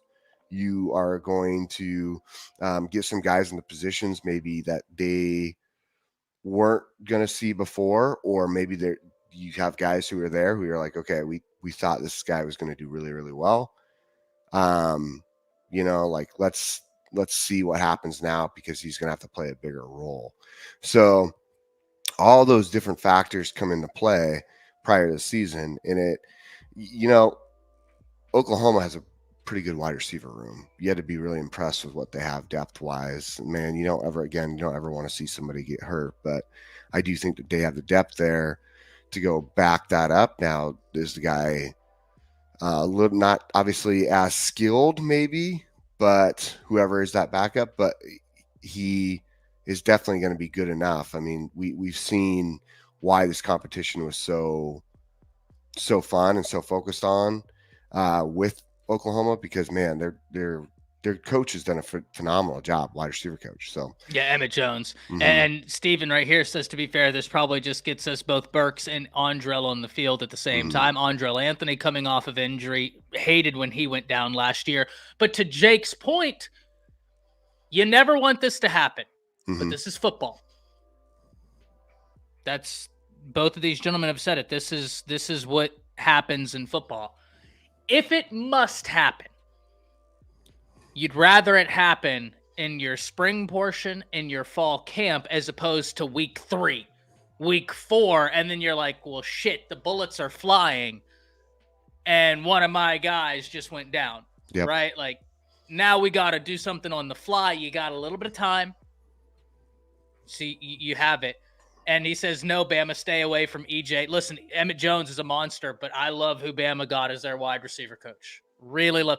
I would be more worried, Steven, about someone trying to lift him as an offensive coordinator, or you know what I mean? Like an assistant offense. Like that guy's got a bright future. Emmett Jones is a monster. Loved that hire for OU. Great coach. Yeah, 100%. But, and I hate to say this, right? Because this sounds harsh. But for OU, I would be more concerned for OU if I had heard that there was a season-ending injury along a prospective offensive line starter. Like if we got news that, Oklahoma's, knock on wood, never want anybody to get injured. But if the news was, hey, the guy who they think is going to start at left tackle for OU, he just went down. This is already a brand new offensive line. They're going to have to gel on the fly. They've been working to gel all spring, all fall, and now that guy goes down. I would be like, okay, that's a concern. It is, because the offensive line is already one where it's a talking point, right? Like we think they'll be good because you have Bill Bedenbaugh. You give him the benefit of the doubt. It's just like whenever Saban would replace the secondary, or whenever Ohio State with Larry Johnson, they might lose some guys off that defensive front, and you're like, well, they got Larry Johnson, so yeah. They'll figure something out, and that'll be, even if it's not the greatest Ohio State defensive line you've ever seen, they got Larry Johnson. They'll figure something out. They'll be good. Bedenbaugh's the same way, right? Like how good this offensive line will be, I don't know, but because it comes in an area where there is just so much depth. Oklahoma's wide receiver room, they still got a lot to be excited about. But like I said, hopefully Gibson is able to recover quickly, and that he can showcase to everybody why I am so excited about him and so many others. Gentlemen, we're going to do the Big 12's big year. We're going to do that on Monday, just because we're already, it's 10:43. We're going to get out of here at 11. I don't think that we're capable. We're good, right? We're good at this. I don't think we're capable of giving the type of analysis we would want to do in a Big 12 prediction segment in 17 minutes. Because I feel like myself alone could go 17 minutes, really just going through the Big 12, because I think it's such an interesting. So we'll probably push that to Monday. So be on the lookout for that. We'll do our Big 12 prediction segment on Monday. Friday, do y'all want to do Big 10 or ACC Friday? I would do ACC first. That's fine. ACC is perfectly fine. And then depending, Coach Sean, if you're unable to miss the Monday show, we'll do the Yeah, that should be Friday. good. I should be good. That was my last time day doing that extra. I should be good to, right here with you. Gotcha. Well, in any event, if something pops up, we'll be sure to do that Big Ten one when we're all here together, right? Because the ACC, let's be honest, you know what I mean? Like, out of all the conferences, that's not really the one I'm most. Hot take. Okay, this is how we're gonna fill the time. Steven says y'all are good. Fast, not really is your thing. Listen, it's a good problem to have, Steven. You're always going to have problems in life. The question is, are they good problems? We're thorough. We're going to go in depth in the conversation, and we're going to tell the whole story, right? Or as best we can. So let's get into this right here. And before we get into what I want to talk about, Byron has something kind of to Coach Sean, saying, Coach Sean, you and I are the only two worried about the Tennessee game. Please explain the routes their wide receivers run. Thanks. Great question. Coach Sean, floor is yours. Well, it's not really the routes. I mean, it's nothing different than anybody else run. It's the splits. They line up in these really, really, really awkwardly deep splits, right? High flying aerial attack as they usually do. They run the ball. Don't get it wrong. They run the ball. Tennessee call those shots they call them in their offense kill shots. That's what they call them. A lot of vertical passing game, man. They'll run the ball. Don't get it wrong. They will run the ball to set the pass up. It's just what Josh does well. What I like about Heupel is he's one of those offensive coaches that he'll drain the well until you make him stop. If he finds something that works, he will continuously drain the well until you make sure he stops. He tried to stay ahead of the defensive coordinator on the opposite side of the field. I think Josh Heupel does a good job of taking what you give him until he doesn't, right? He'll make you play him honest. He will take shots deep down the field. And what I've noticed about Josh is he plays way more aggressive at home than he does on the road. A lot of RPO wrinkles in there. Now, here's the thing, right? I'm not taking anything away from Nico I'll just say Nico I don't know how to pronounce the young man's last name. Don't want to butcher it. Not taking nothing, but he's still a young quarterback, man. This guy has not had a lot of experience playing. I would feel so much better, Byron, if this game we're at Alabama, right? Because we can really rattle a young quarterback. This kid will play off the crowd there. But to answer your question, it's not really the routes. They run the exact same routes as everybody run high lows, everybody run digs, everybody run meshes, everybody run different forms of drag routes, different forms of post corners and posts. Everybody run that. Everybody in the football world. It's just when you call them, how you call them, down in distance, and the splits. Tennessee wants to get space. If you got a great pass rusher, you can nullify that. Tennessee wants to split you out as far as they can. They want space, and they want to attack you. I give Josh Heupel credit because he does an exceptional job of film study. I watch Josh, and I can tell Josh would have done the same thing to Alabama that I would have done, right? At that time, it was DeMarco Helms. DeMarco, at that time in his career, was a thumper, wasn't really good at defending deep pass, and it showed on every film. Why not attack him? We're going to take our X receiver and let him play slot, and we're going to attack him. We're going to line our best player up on your safety as long as you line him up right there, and we're going to attack you. By the time you adjust, you put Malachi over there, we're just going to attack him too. If you play us like you did, we're going to keep draining the well until you stop us. So I don't think it's the routes per se. I just think it's the scheme in which Josh run and how he does it. Well, go ahead, Jake. Go ahead. I was going to say something real quick to it. You're spot on. So the routes are all like super spread out. They play like our offense plays. It's all about space. So vertical stretch, horizontal stretch, and then put your running back into a position. It's interesting to make a play, but it's interesting because Washington last year wanted that run game to thrive, and it did for the most part, considering what they were running on, right? An injured running back who still ran for 1,200 yards, and then the guys behind him were just not the same, right? Will Nixon was all right, but Tybo Rogers was not very good. So you didn't have the depth. You need that depth of running back because you're honestly the way Heupel runs that offense. He runs the ball more than he throws it. It just looks like they're Facts. throwing more because Because it's they're deep routes, all explosive plays, right? So explosive. Yeah. and then they're very much a tempo, right? So Mm-hmm. they'll run tempo. They'll get snap. It's like jab, and then they'll And back then, off Man. and throw a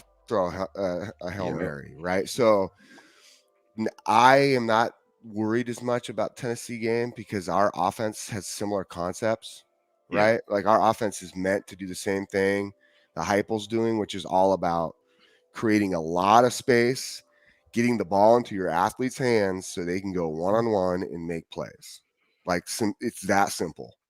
It's all about open it up because it's like in basketball.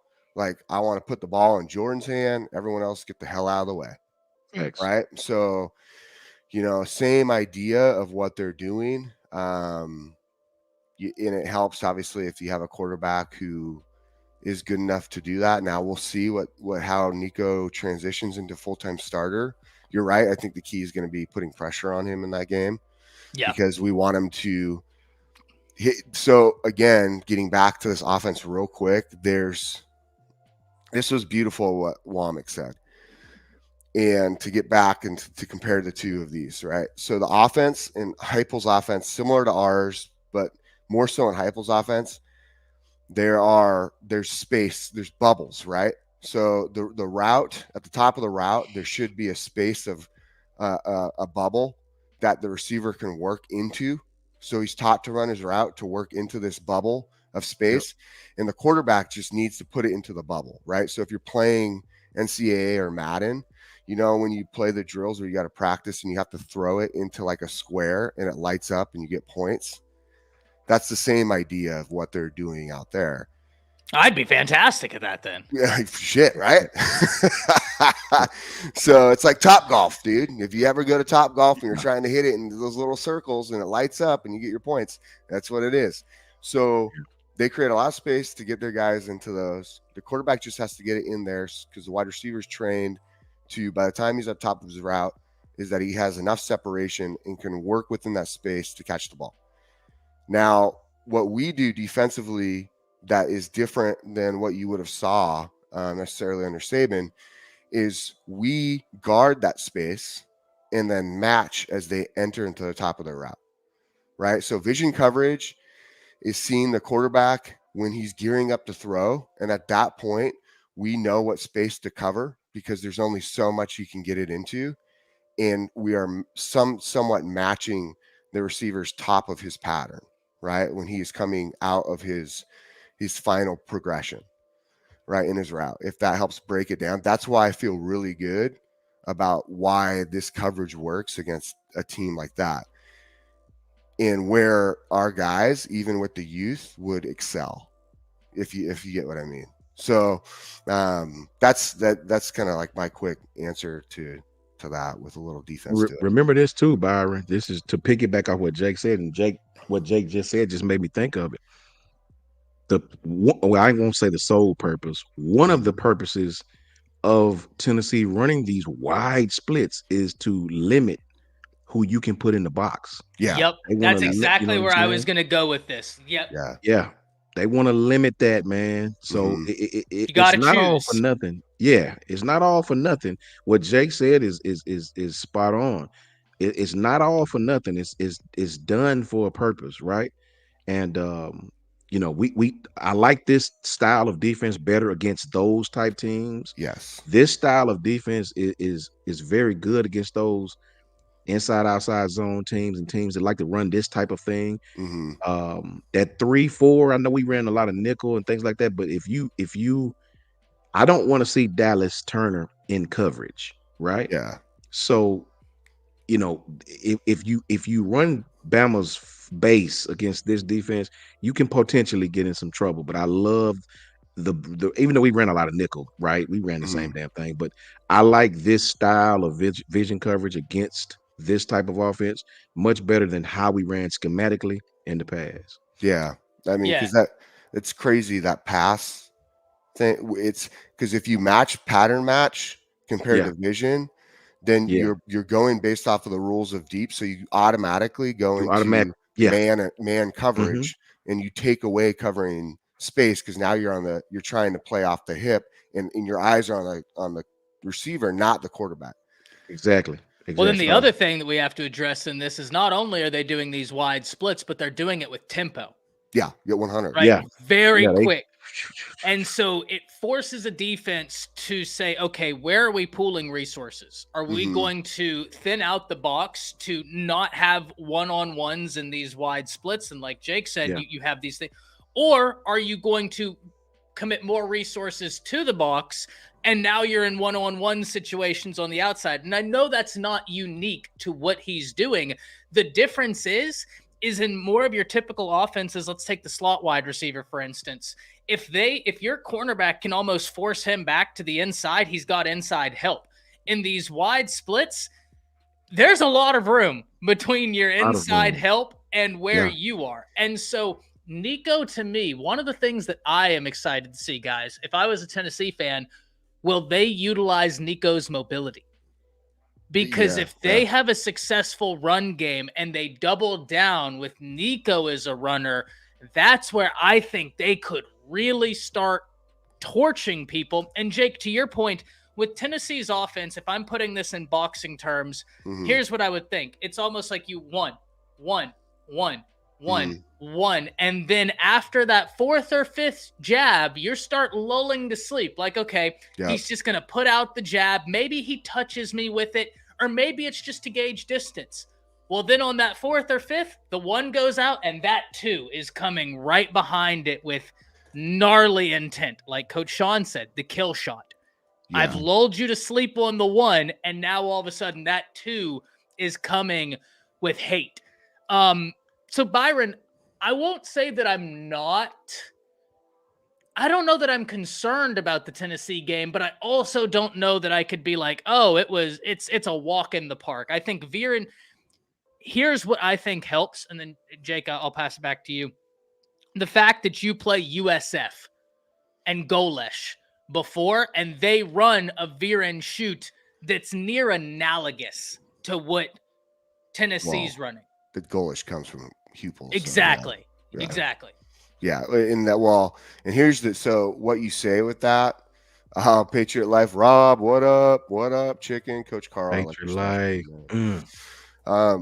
With Coach Sean, this would be a good one for you to jump in on too. Is how do you combat that, right? Because if you take away from the box, considering Tennessee runs the ball more than they throw. Yep. So if we look at their numbers, right, they have Trying to more. get you in those one-on-ones. They could, well, that you're right. They want to take away from stacking the box so that way they can start to pick apart. And you're right on your side, Ty, of like kind of trying to put you into a motion of being complacent because you get used to seeing the same thing. You're seeing jab, jab, jab, jab, jab, and then come something different, right? That you maybe unexpected and catch you on your heels. So how would you combat that? I think that's where you have the benefit of this defense, right? This 3-4, 4-2-5, this swarm D. You have these 5 DBs in the field. Okay, so in order to not end up in a position where we are getting beat on this deep spread out routes, we really have to make sure in our zone, right, that we're being disciplined in our pass offs, okay, that we're not falling into a habit of going into this man mindset, right? From a player perspective, like we have to be okay passing off and have to all be on similar levels, right? Because the levels of what they're doing with the offense, just like KD's offense, right? It's all layered.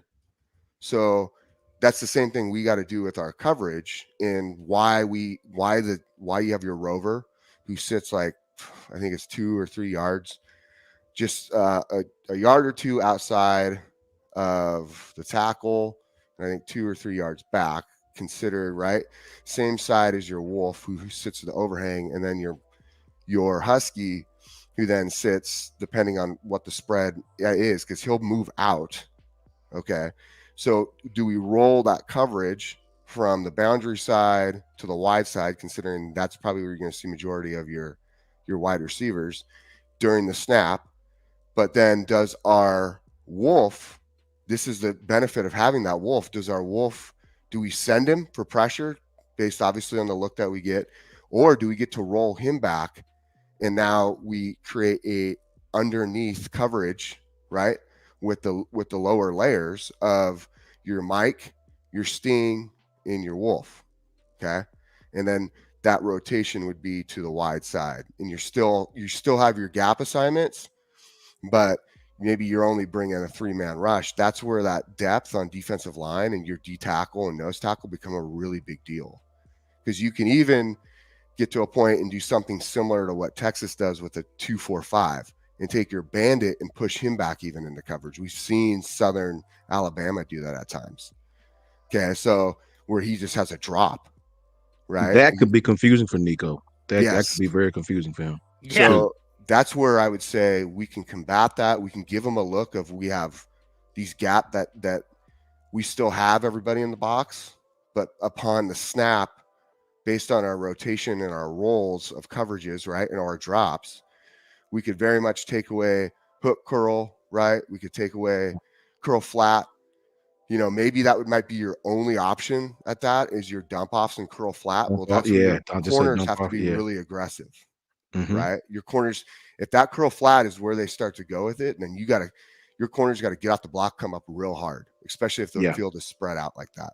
So it's going to be interesting to see how Womack versus a team like that, you know, decides to play, in what sub packages he comes up with, because that could be very well a team where we see maybe a quicker bandit instead of a heavy set bandit, like a true D end. We see more of like where we see like a Yanze Pierre, Keanu Cook, both on the outsides, right? Or we see a Q Rusa, right, sitting at bandit, and we have on the other side Q Rob coming off on the wolf. So it will be interesting to see how they play that out to combat that. That's why it's so beneficial to have an offense that you face every day in practice with Katie's offense and what Sheridan are doing, because there's similar concepts to it.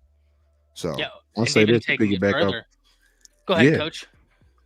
Really quickly, that's hit the nail on the head right there, because remember, it dates back to what we was talking about earlier. Sometimes you can be in the right defensive call. Like there were several times on 3rd and 7, we had the right defensive call. What happens though? Jordan Battle stay in his back pedal too long, receiver go right by him.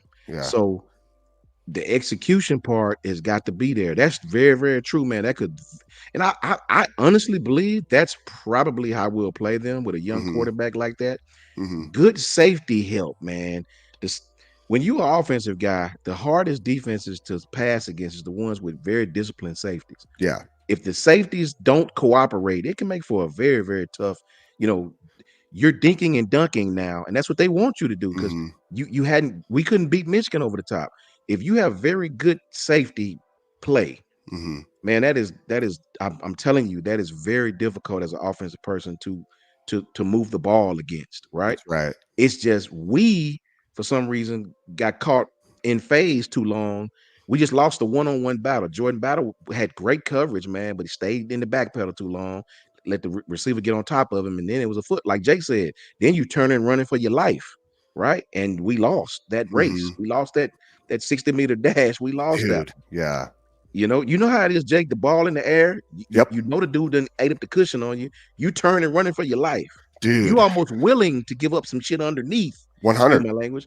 But you ain't finna beat me on the top, so I'm just gonna turn, and it's a foot turn race. And burn. Yes, like you totally you blow off like your underneath assignments, because totally blow it off. You know you've given up. It's funny you say like that cushion's been eaten up, because those are key things, right, to remember for especially a young defensive back. I don't see where we'll have a problem with that with somebody like Damani Jackson. You know what I'm saying? I don't see Damani having that issue. Number one, But he Damani has also the ran a speed. 10-2. 100%, Yep. man. Like Damani's going to have speed that if the cushion does get shortened, right, that he can make up that cushion and still stay disciplined to his technique. I guess the other side, and where I also am very impressed with what's going on in fall ball, is with like Xavier Brown, someone who's a little younger, still playing against some serious speed, right, in the SEC, wide receiver. As that cushion gets eaten up, how do you make your adjustment? How do you make sure like it doesn't continuously happen over and over? Because it's going to happen, but it's correcting it as quickly as possible. And what we've heard from Womack is that Xavier is very much so. When something happens and he makes a mistake, he does not see it happen again. He corrects it immediately, and that is a key. Man, that's key to development and making sure your secondary is on point, like progressing forward. Because if they're continuously making the same mistakes and you don't have like the depth or experience to take them out, then you're kind of like, oh shit, like how do we get this message through this guy to quit making the same mistake? Luckily, that's not the case with Xavier Brown. So that game is going to be, you have the battle with Georgia for sure from like a strength standpoint, and then you have a battle of wits and chess matchup in that Tennessee game for sure. Well, it's almost the inverse of each of them, right? Like, yeah, not only is Georgia a battle of strengths, but you also have the battle of wits, but the 100. opposite, the KD's offense versus Kirby's defense, whereas the Tennessee is Heupel's offense versus Womack's defense. There are brilliant schematic games this year, guys, that I just can't wait. But, Coach, the one thing I was going to say before we get out of here, like Jake keeps saying, it's great that we have something from an offensive standpoint that's a bit more analogous to what Heupel is going to want to do. And I've said it before. I'm going to keep hammering this home. I love that Bama plays USF early. Yeah. USF is a good team. Well, and Western they Kentucky were really good last year. Facts. They can score. And like you said, Jay, but just for that Tennessee prep and a brand new secondary, I love getting USF early because now whenever your secondary goes against Heupel, yes, Tennessee's going to have better athletes, but they're like, okay, from a conceptual standpoint, I know what this looks like. I have a greater understanding. I absolutely love that. Gentlemen, we have hit that 2-hour mark. Y'all already know. It's the time where we let everybody know where they can find all your great content. Coach Sean, let's start with you. Shout out to Patriot, like my brother Rob, man. I definitely will tell her, Rob, man. Good to see you, my broski. Shout out to all the bros, man. Jance, Smoot, Jason, everybody, man. Hall of Fame Sports, Brinsky.